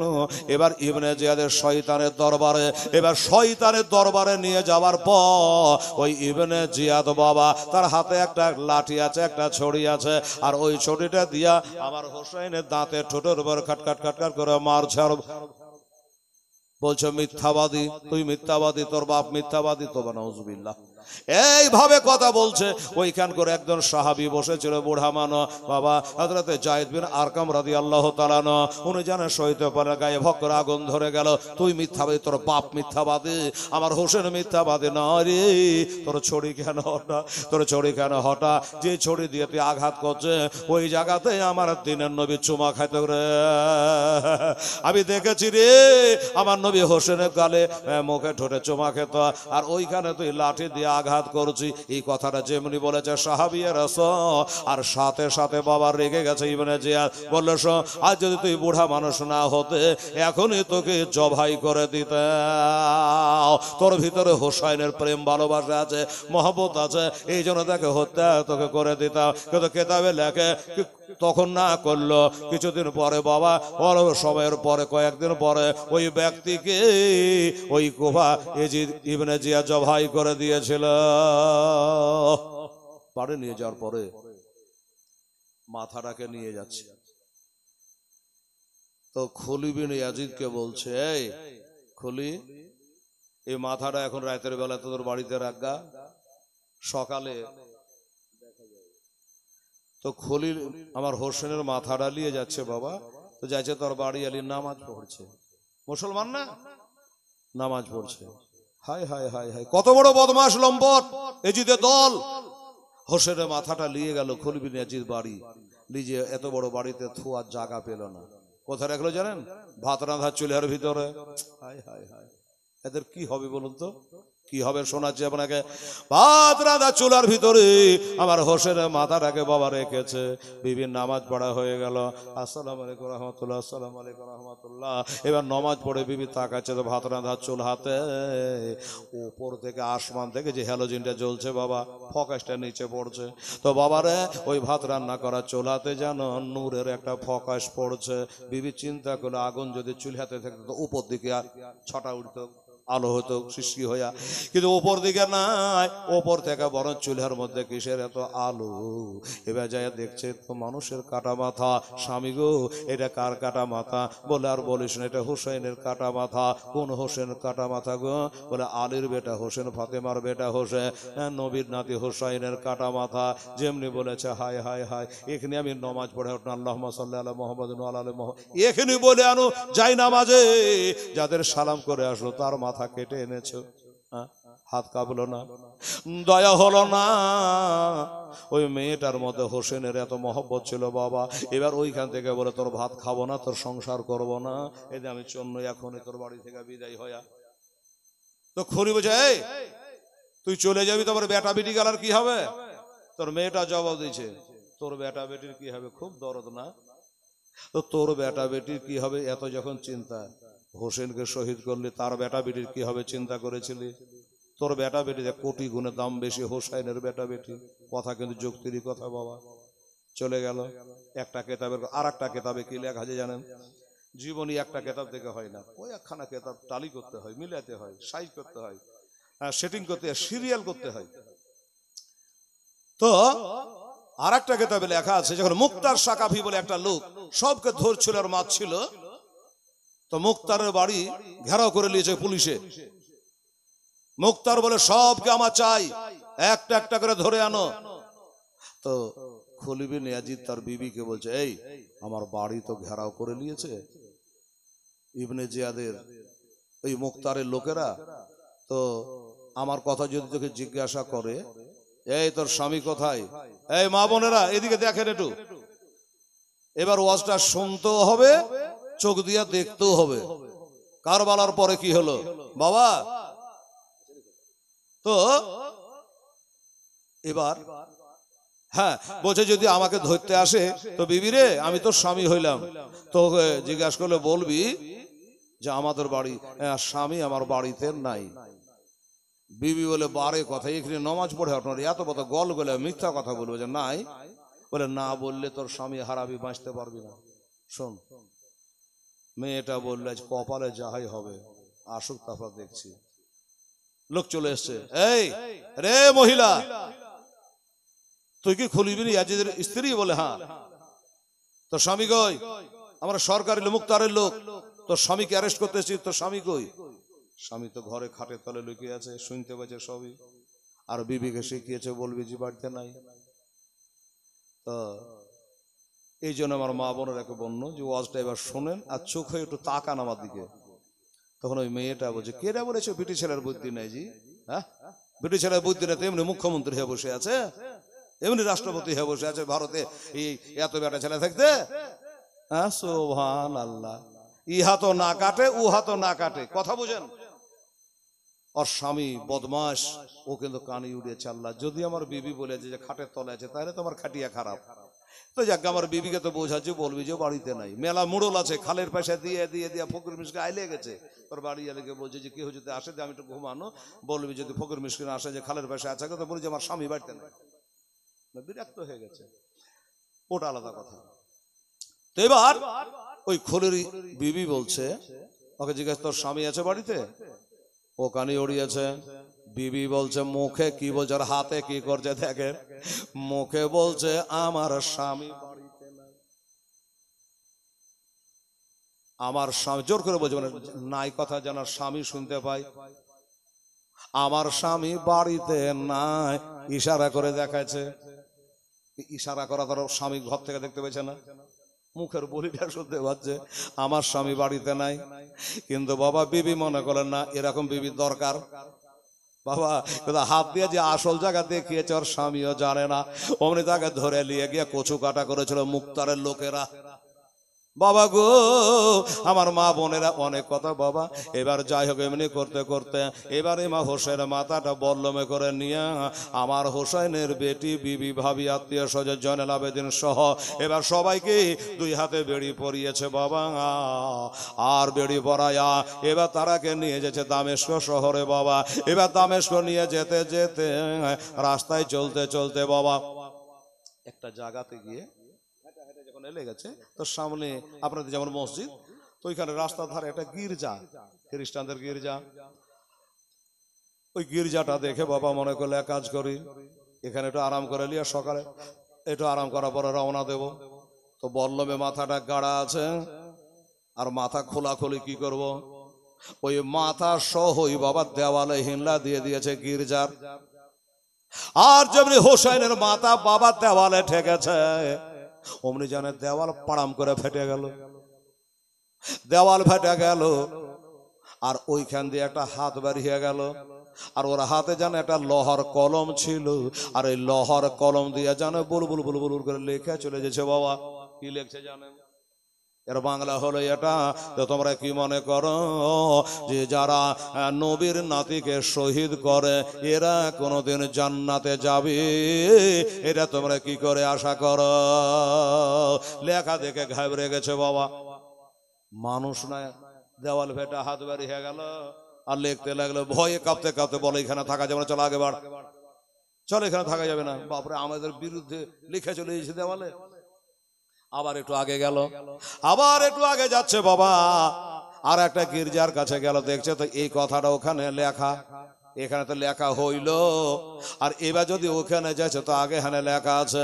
আপনাদের মসজিদের ইমাম যেমন মুফতি সাহেব আছে, ইমাম থাকে, ওইখানকার গির্জার যে রাহিব আছে জিজ্ঞাসা করছে, হ্যাঁ রে এই কথাটা দেওয়ালে কে লিখেছে, কবে লিখেছে? বলছে শোনো কে লিখেছে তা বলতে পারবো না, তবে আখের নবী মোস্তফা হোসাইনের নানা শেষ নবী দুনিয়াতে আসার 500 বছর আগে থেকে লেখা ছিল। হোসাইনের নানা নবীর আসবার 500 বছর আগে থেকে ওখানে লেখা ছিল। বলছো ভাই এটা কার মাথা গো? ওই ইমামটা, খ্রিস্টানটা, রাহেবটা বলে এটা হোসাইনের মাথা। কোন হোসেনের মাথা? নবীর নাতি হোসাইন। বলে হ্যাঁ। তোমরা কেমন মুসলমান গো যে নবীর কালমা পড়েছ আবার তার নাতিকে শহীদ করে অপমান করে বল্লমে করে গাড়ি নিয়ে যাচ্ছ? এ ভাই শোনো, তোমাকে 10,000 টাকা দিছি। 10,000? বলে হ্যাঁ। কি করতে হবে? বলে রাতে তোমরা তো আরাম এখানেই করবা, ওই মাথাটা বল্লমে না থুয়ে ওখান থেকে মাথাটা খুলে আমাকে দে, একটা রাত আমার ঘর খান সাজিয়ে রাখবো। জোরে বলে সুবহানাল্লাহ। ও বাবা গো, বলে এক রাতে যদি 10,000 টাকা রোজগার হয়তো হোক না বাবা। এবার 10,000 টাকার লোভে মাথাটা খুলে দিয়ে দিয়েছে। আর ওই রাহে বাড়ি নিয়ে যাওয়ার পরে একটা মেম্বার করলো, উঁচা করলো, সুন্দর করে জায়গা সাজানোর পর আতর খুশবু গোলাপ জল যত কিছু লাগে সব দিয়ে চারিপঞ্জরে আগরবাতি খুশবু করে বাবারে এমনি করে চুপ করে যেমন মাজার জিয়ারত করে অমনি করে হোসাইনি মাথার কাছে বাবা তপ করছে। হঠাৎ করে চোখের পাতা খুলে দেখতেছেন বাবা আকাশ থেকে যেন একটা নূরের ফোকাস যেন বাবা হোসাইনের মাথার উপরে পড়তেছে। পড়তেছে। এসব দেখে রাহে বলছেন হোসেন তো জিন্দা হে ওয়াল্লাহ, তো জিন্দা হে ওয়াল্লাহ মেরে চশমে আলম সে চুপ জানে বলে। কে বলেছে হোসেন মারা গেছে? আমি বলবো হোসেন আল্লাহর কসম তুমি জিন্দা আছো, জিন্দা আছো। আমার হোসেনের ঠোঁট দুটো যেন হিলতে আরম্ভ করেছে। ওই রাহে আমার হোসেনের কাছে কালেমা পড়ে মুসলমান হয়ে গেছিল বাবা। মুসলমান হলো, সকালবেলাতে আবার মাথাটা ব্যাগ দিয়ে দেওয়া হলো। হোসেন মাথাটা নিয়ে আবার চলে যায়। কিছু দূর চলার পরে হোসেনের মাথাটা বল্লম থেকে বাবা নিচে নেমে গেছে। যখন নিচে নেমে গেছে, ইজিদের 22,000 সৈন্য কাটা ছেড়া যা হয়েছে, বাকি গেলা আছে, ওরা হোসেনের বাবা মাথাটা জমিন থেকে তুলতে পারে না। কেন? 22,000 লোক। এই যে আপনাকে বললাম না কাল যখন আমি মালদা থেকে আসি, 4:15 কালীচকে বাসে চাপলাম। 2.5 ঘন্টা ধরে ফারাক্কা থেকে বল্লালপুর পর্যন্ত জাম। যারা ওদিকে গেছেন তারা জানেন এত জাম, 3টা করে বাসের লাইন, গাড়ির লাইন। হ্যাঁ, যে আমি একটু বাড়ি যাব, আরাম করব, গোসল করবো, তারপর আবার মসুরডাঙ্গা যাবো, কোন বিপদে পড়লাম। বাড়ি থেকে ফোন করে, বেটি ফোন করে, আব্বা কত দূর এলে।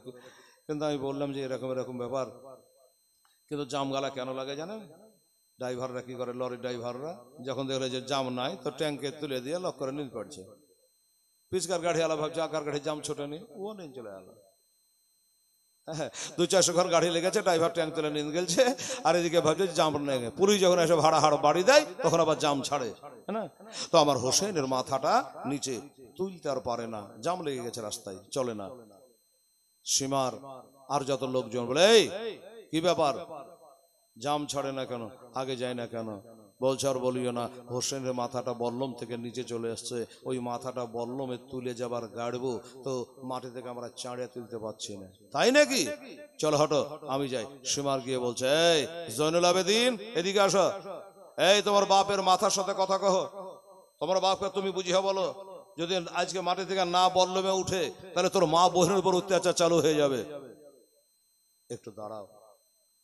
পাঁজরে বসে আব্বা, আব্বা গো কি ব্যাপার, কি হলো, আপনি উঠছেন না কেন? দেখেন এজিদের দলেরা বলছে আপনি যদি না উঠেন তাহলে আপনার বিবি, বেটি, আত্মীয় স্বজনের সঙ্গে তারা অত্যাচার আরম্ভ করবে।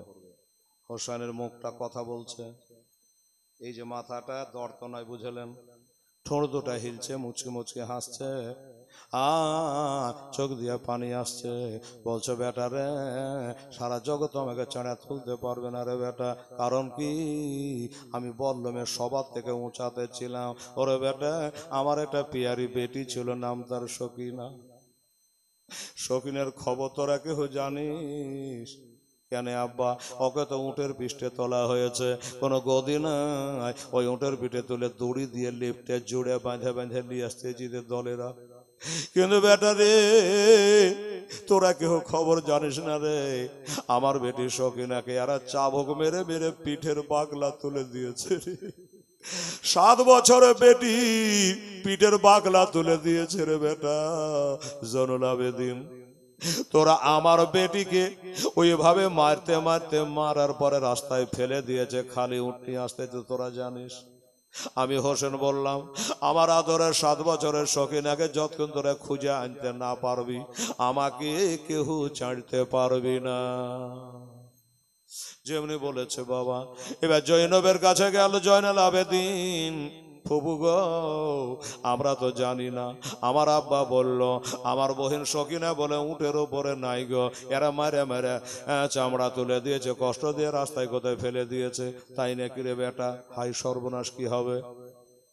এবার পিছন দিকে দৌড়াতে লাগলো, একবার ডাহিনে যায়, একবার বামে যায়, একবার আগে যায়, একবার পিছিয়ে যায়। কাউকে পেলে জিজ্ঞাসা করে, দাদা গো এই রাস্তার ধারে একটা 7 বছরের মেয়েকে দেখেছেন? খোঁজাখুঁজি করে, কেউ বলতে পারে না। এই করে যেতে যেতে একটু আগে যাওয়ার পরে বাবা গো এবার দেখতেছি একটা বোরকা পরে একটা মেয়ে রাস্তার ধারে বসে আছে। বোরকা পরে মেয়েটা বসে আছে। জৈনব বললেন তো মুসলমান বটে, বরকা পরে হতে অবস্থায় আছে। ওইখানে গিয়ে বলছে কে আছেন জানি না গো, বরকার ভিতরে কে আছে? আমার একটা ভাতিজি হারিয়ে গেছে, হোসেনের বেটি, আপনি দেখেছেন? যদি দেখেন তো বলে অমনি যেন বোরকার ভিতর থেকে বাহির করে সাকিনাকে জমা করে দিল। এলা তোমাদের সকিনা। বলছে মা তুমি কে আছো গো? আমার সাকিনাকে বুকে করে নিয়ে তুমি বোরকার ভিতরে আটকে রেখেছো, তুমি কি? মুখের নেকা তুলে দেখছেন, ওটা বসেছিল বিবি ফাতেমা। ওরা চালিয়ে দিয়েছে, সাকেনা নিয়ে বুকে করে বসে আছে রে বাবা আমার মা বোনেরা।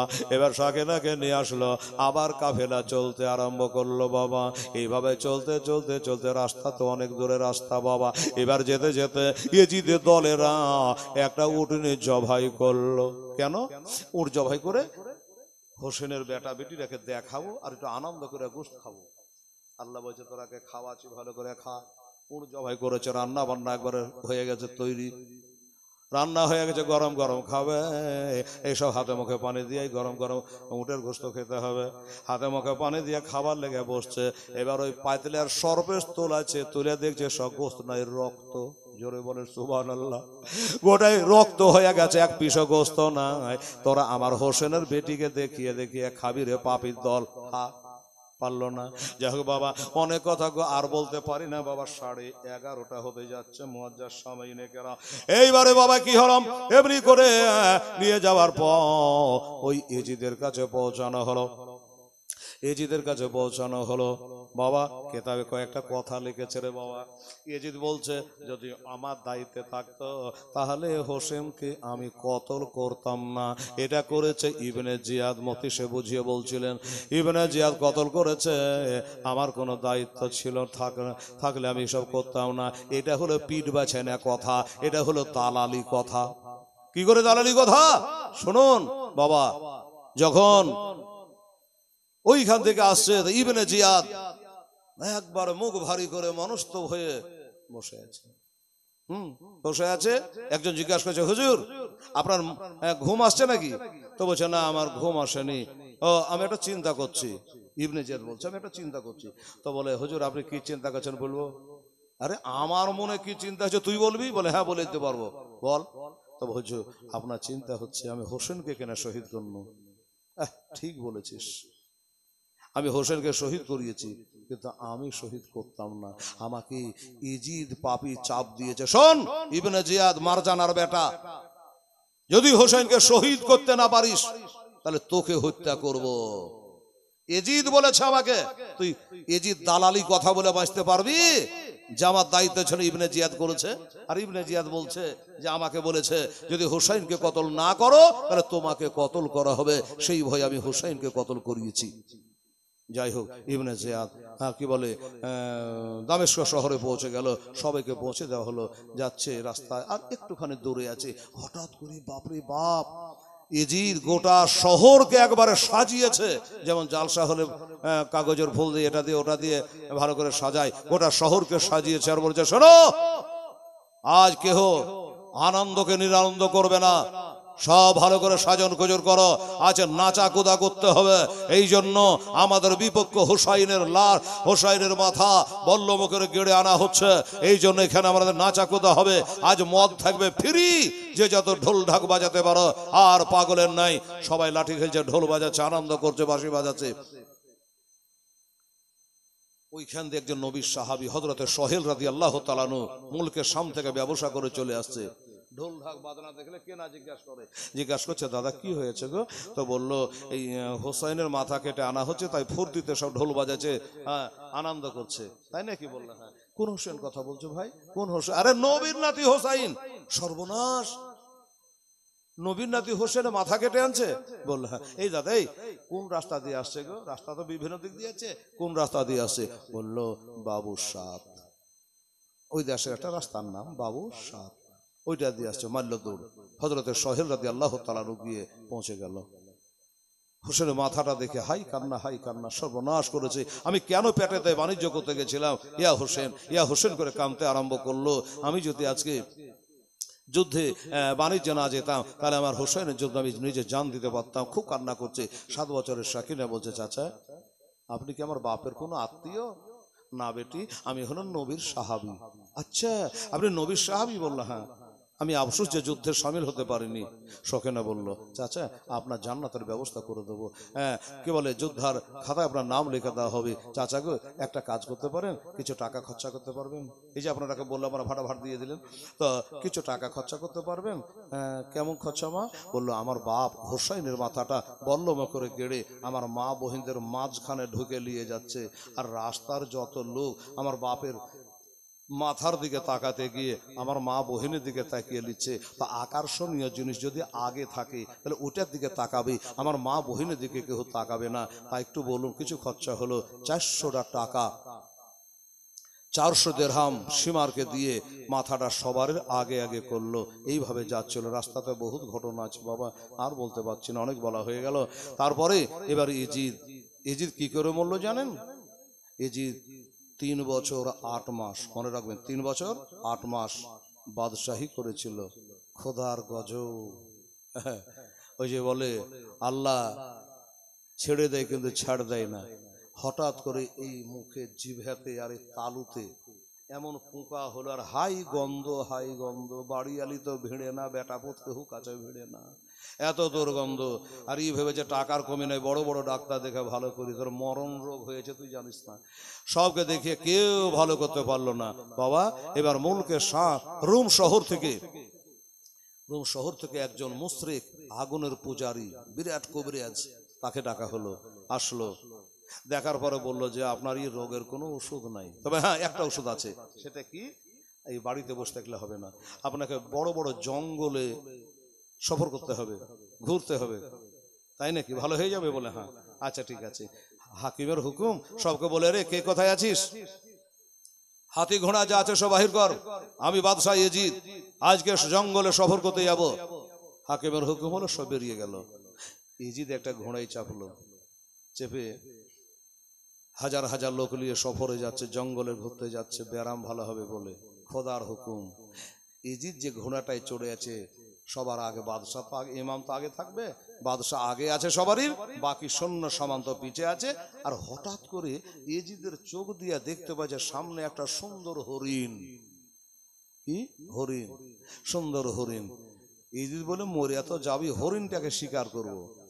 ও জানছে না যার মরণ আগে আগে যাচ্ছে, হরিণটা শিকার করবো। এই যে বাবা ঘোড়ার লাগাম টেনে দিল, আর হাইরে ঘোড়ার তেজ রাফতার, হাইরে ঘোড়ার পাওয়ার বেড়ে গেল।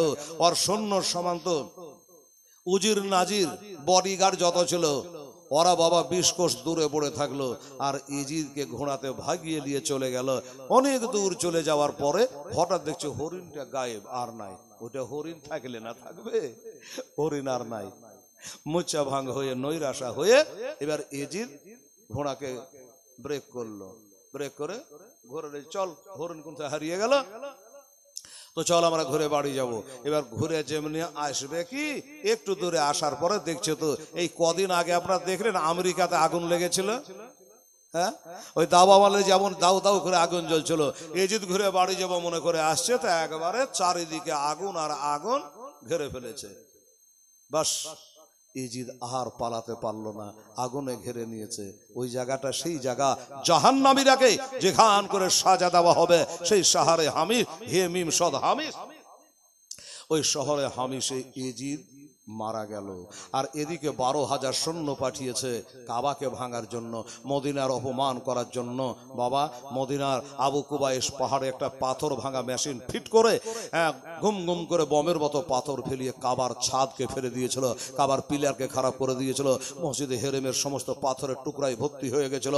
কাবার ভিতরে ইসমাইল নবীর পরিবর্তে দুম্বা কোরবানি হয়েছিল, ওই দুম্বার শিংটা বরকতের জন্য কাবাতে রাখা হয়েছিল, সেটাকে পুড়িয়ে ছারখার করে দিয়েছিল ইজিদের দল। বাবারে, যখন এই করে 12,000 সৈন্য নিয়ে চলে যাচ্ছে, হঠাৎ করে বাবা একজন মা জিজ্ঞাসা করে, বাবা আপনারা কারা, আপনারা কোথায় যাবে? যেমনি বলেছে, মেয়েটার কোলে ছিল একটা সন্তান, সন্তানটাকে কাঢ়ে নিয়ে জবাই করে দিল। এই হলো ইজিদের দল, বেরাদান ইসলাম। এবার যখন এখানে মারামারি লুটেরাজি চলে, এই সময় তো হঠাৎ করে খবর হয়ে গেল, এই আব্দুল্লাহ ইবনে জুবাইরের লোকেরা, তোমরা কার সঙ্গে, কার জন্য মারামারি করছো? তোমাদের নেতা শেষ, শহরে হামিশে মারা গেছে, তো তো বলছে এটা মনে হয় আমাকে ধোকা দিচ্ছে, তোবা নাউজুবিল্লাহ। সাহাবী কোনদিন ধোকা দেয়? তারপরে পাক্কা 3 দিনের মধ্যে খবর চলে আসলো যে এজিদ মারা গেছে। তখন 12,000 সৈন্য, তারা আর লড়াই করলো না, বাকি সব আব্দুল্লাহ ইবনে জুবাইরের হাতে তারা বায়াত হয়ে গেল। বেরাদারান ইসলাম, আর এজিদ মারা গেল ওই আগুনের মধ্যে। বাবা শুধু সাপ আর বিচ্ছু আর আজদাহা সাপ ওই আগুনের ভিতরে সব সময়ের জন্য। ভাইরা আমার দাদুরা, তারপরে কি হলো? এবার এজিদের যে বাড়িয়ালি ছিল, এজিদের বাড়িয়ালি তো বেওয়া হয়ে গেল। কি একটা বিহা করলো, কাকে করলো জানেন? ওই গিরগিফটির বেটা মারওয়ানকে। মারওয়ান চিনেন তো মারওয়ানকে? আরে শুনে শুনে তো চিনহার মতনই হয়ে গেছে। এই মারওয়ানকে এজিদের বাড়িয়ালি বিয়ে করলে, এ কি কম খান্নাসনি ছিল গো? হ্যাঁ, এজিদের বাড়িয়ালিকে বিয়ে করলো মারওয়ান। লিয়া কদিন সংসার করতে করতে কি যে একদিন হইল, কথায় কথায় বাবা টকঝাকো হইতে পারে স্বামী স্ত্রীতে। আর যেই টকঝাকো হলো, ওই এজিদের বাড়িয়ালি পরে বিহা করা মারওয়ানকে দিল হাঁসার কোপ দিয়া, খতম, জামালা শেষ। এজিদও মূল্য, এও গেল। এখন এজিদ মূল্য তো বাদশাহ হবে কে? এজিদের একটা বেটা ছিল, নাম কি ছিল? নাম ছিল এজিদের দাদর নাম ছিল আমির মাবিয়া। এই কি বলে, এজিদের বাপের নাম, আর এজিদের বেটার দাদর নাম হলো আমির মাবিয়া। তো ওই নামে নাম রেখেছিলেন মাবিয়া। খুবই সুন্দর চরিত্রবান ছেলে এজিদের বেটা ঠিকই, কিন্তু এর স্বভাব চরিত্রটা ছিল তো দাদর মতো। হ্যাঁ, এসব কাজ উনি পছন্দ, দাঙ্গা ফাসাদ মারামারি হানাহানি এগুলো উনি পছন্দ করতেন না। লাস্টে কি হলো জানেন? লাস্টে ওই লোকজন ধরে জোর করে বাবা চেয়ারে বসাইলো। মাত্র 2 মাস, কেউ বলে 40 দিন চেয়ারে বসেছিল খোদার হুকুম। 21 বছর বয়সে তার বেটাটাও, এজিদের বেটাটাও ইন্তেকাল হয়ে গেল। ইন্না লিল্লাহি ওয়া ইন্না ইলাইহি রাজিউন। ভাইরা আরো আছে, আরো অনেক কথা আছে, আর বলতে ভালো লাগছে না। অনেক একভাবে বকে গেছি, গলা গরম হয়ে গেছে। আর আপনাদেরও রাত্রি হচ্ছে, ঘুমাতে হবে আপনাদের, আমাকে আবার 1-1.5 ঘন্টা যেতে হবে। দোয়া করে না, কালকে আমি মালদা উত্তর দিনাজপুর চলে যাবো, ইটাহার থানায়। আল্লাহর কাছে দোয়া করবেন। আবার কবে দেখা হবে জানেন? তবে আমাদের মাদ্রাসা কমিটি মিলে জুলে হয়তো 1 লাখ আর পারে। আমাদের মুফতি সাহেবরা সব মানুষের দাওয়াত করেছে, সেটা হলো 21শে চৈত্র, ইংরেজি যাই হোক বার যাই হোক 21শে চৈত্র। আমি ডায়েরির কোনাতে লিখে রাখি 2026, 25 তো চলছে। তো যদি আল্লাহ বাঁচিয়ে রাখে, মরে না যায়, তাহলে হয়তো হতে পারে সেদিন জালসায় আপনাদের সঙ্গে মোলাকাত হবে। আমার জন্য আপনারা সকলে দোয়া করবেন। আমার মা সোনা, আমার বুবুরা আমার জন্য একটু দোয়া করবেন। খাস করে আমি আপনাদের জন্য দোয়া করব। আমরা সব সময় হক পথে থাকব, আমরা হোসাইনের পক্ষে থাকব, আমরা এজিদের পক্ষে থাকব না। ভাই দাদা, এজিদ এত বড় একটা মদখোর বাটফার ছিল। এজিদ যখন মরে তো তার শীতের গোড়াতে মদের বোতল ছিল, বাবারে তাড়ির ভাঁড় ছিল, ওইখানে রাখা ছিল, পাকা মদখোর তাড়িখোর। হায় হায় হায়, এই যে টাকাটা আপনার দিনে যে মসজিদের কাজে লাগবে, আমরা মসজিদকে ভালো করি। আর এজিদ কি করেছিল জানেন? মুফতি সাহেব বলছিল, কিন্তু সময় পেলেন, আমি চলে এসেছি, তাড়াহুড়া করে বেচারা ছেড়ে দিল। 3 দিন পর্যন্ত মদিনাতে আজান বন্ধ করে দিয়েছিল। কেডা? এজিদ। আচ্ছা, আজান বন্ধ করে লোকটা ভালো হয়? জাকির নায়ক বলছে এজিদ খুব ভালো লোক ছিল। ভালো ছিল, তোর ব্রিটিশ সাথে বিহা থেকে আমরা দিব না, তোর বোনের সাথে বিহা থেকে আমরা দিব না। বাবা 3 দিন ধরে আজান বন্ধ হয়ে গেল। যখন আজান বন্ধ হলো 3 দিন, নামাজ পড়তে পারা যারা, টাইম বোঝা যায় না, কে কোথায় লুকিয়ে গেছে, পালিয়ে গেছে। হযরত সাঈদ বিন মুসাইব রাদিয়াল্লাহু তাআলা, একজন তাবি, বিখ্যাত তাবি, উনি পাগলা সেজে গেল। মসজিদে আজান বন্ধ, নামাজ পড়বে কি করে? হায় হায় হায়, আমার জিন্দা নবী হায়াতুন নবীর রওজায়ে পাক থেকে 5 ওয়াক্ত আজান ও তাকবীর শুনতে পাইতো। আর ওই আজান তাকবীর শুনে 5 ওয়াক্ত নামাজ পড়তো কে? হযরত সাঈদ বিন মুসাইব রাদিয়াল্লাহু তাআলা আনহু, একজন বিখ্যাত তাবি তিনি।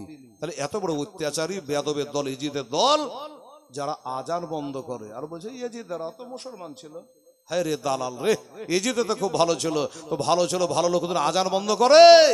কখনো করে না। তো যাই হোক, আমার জন্য দোয়া করবে। এই পর্যন্ত বলে সমাপ্তি।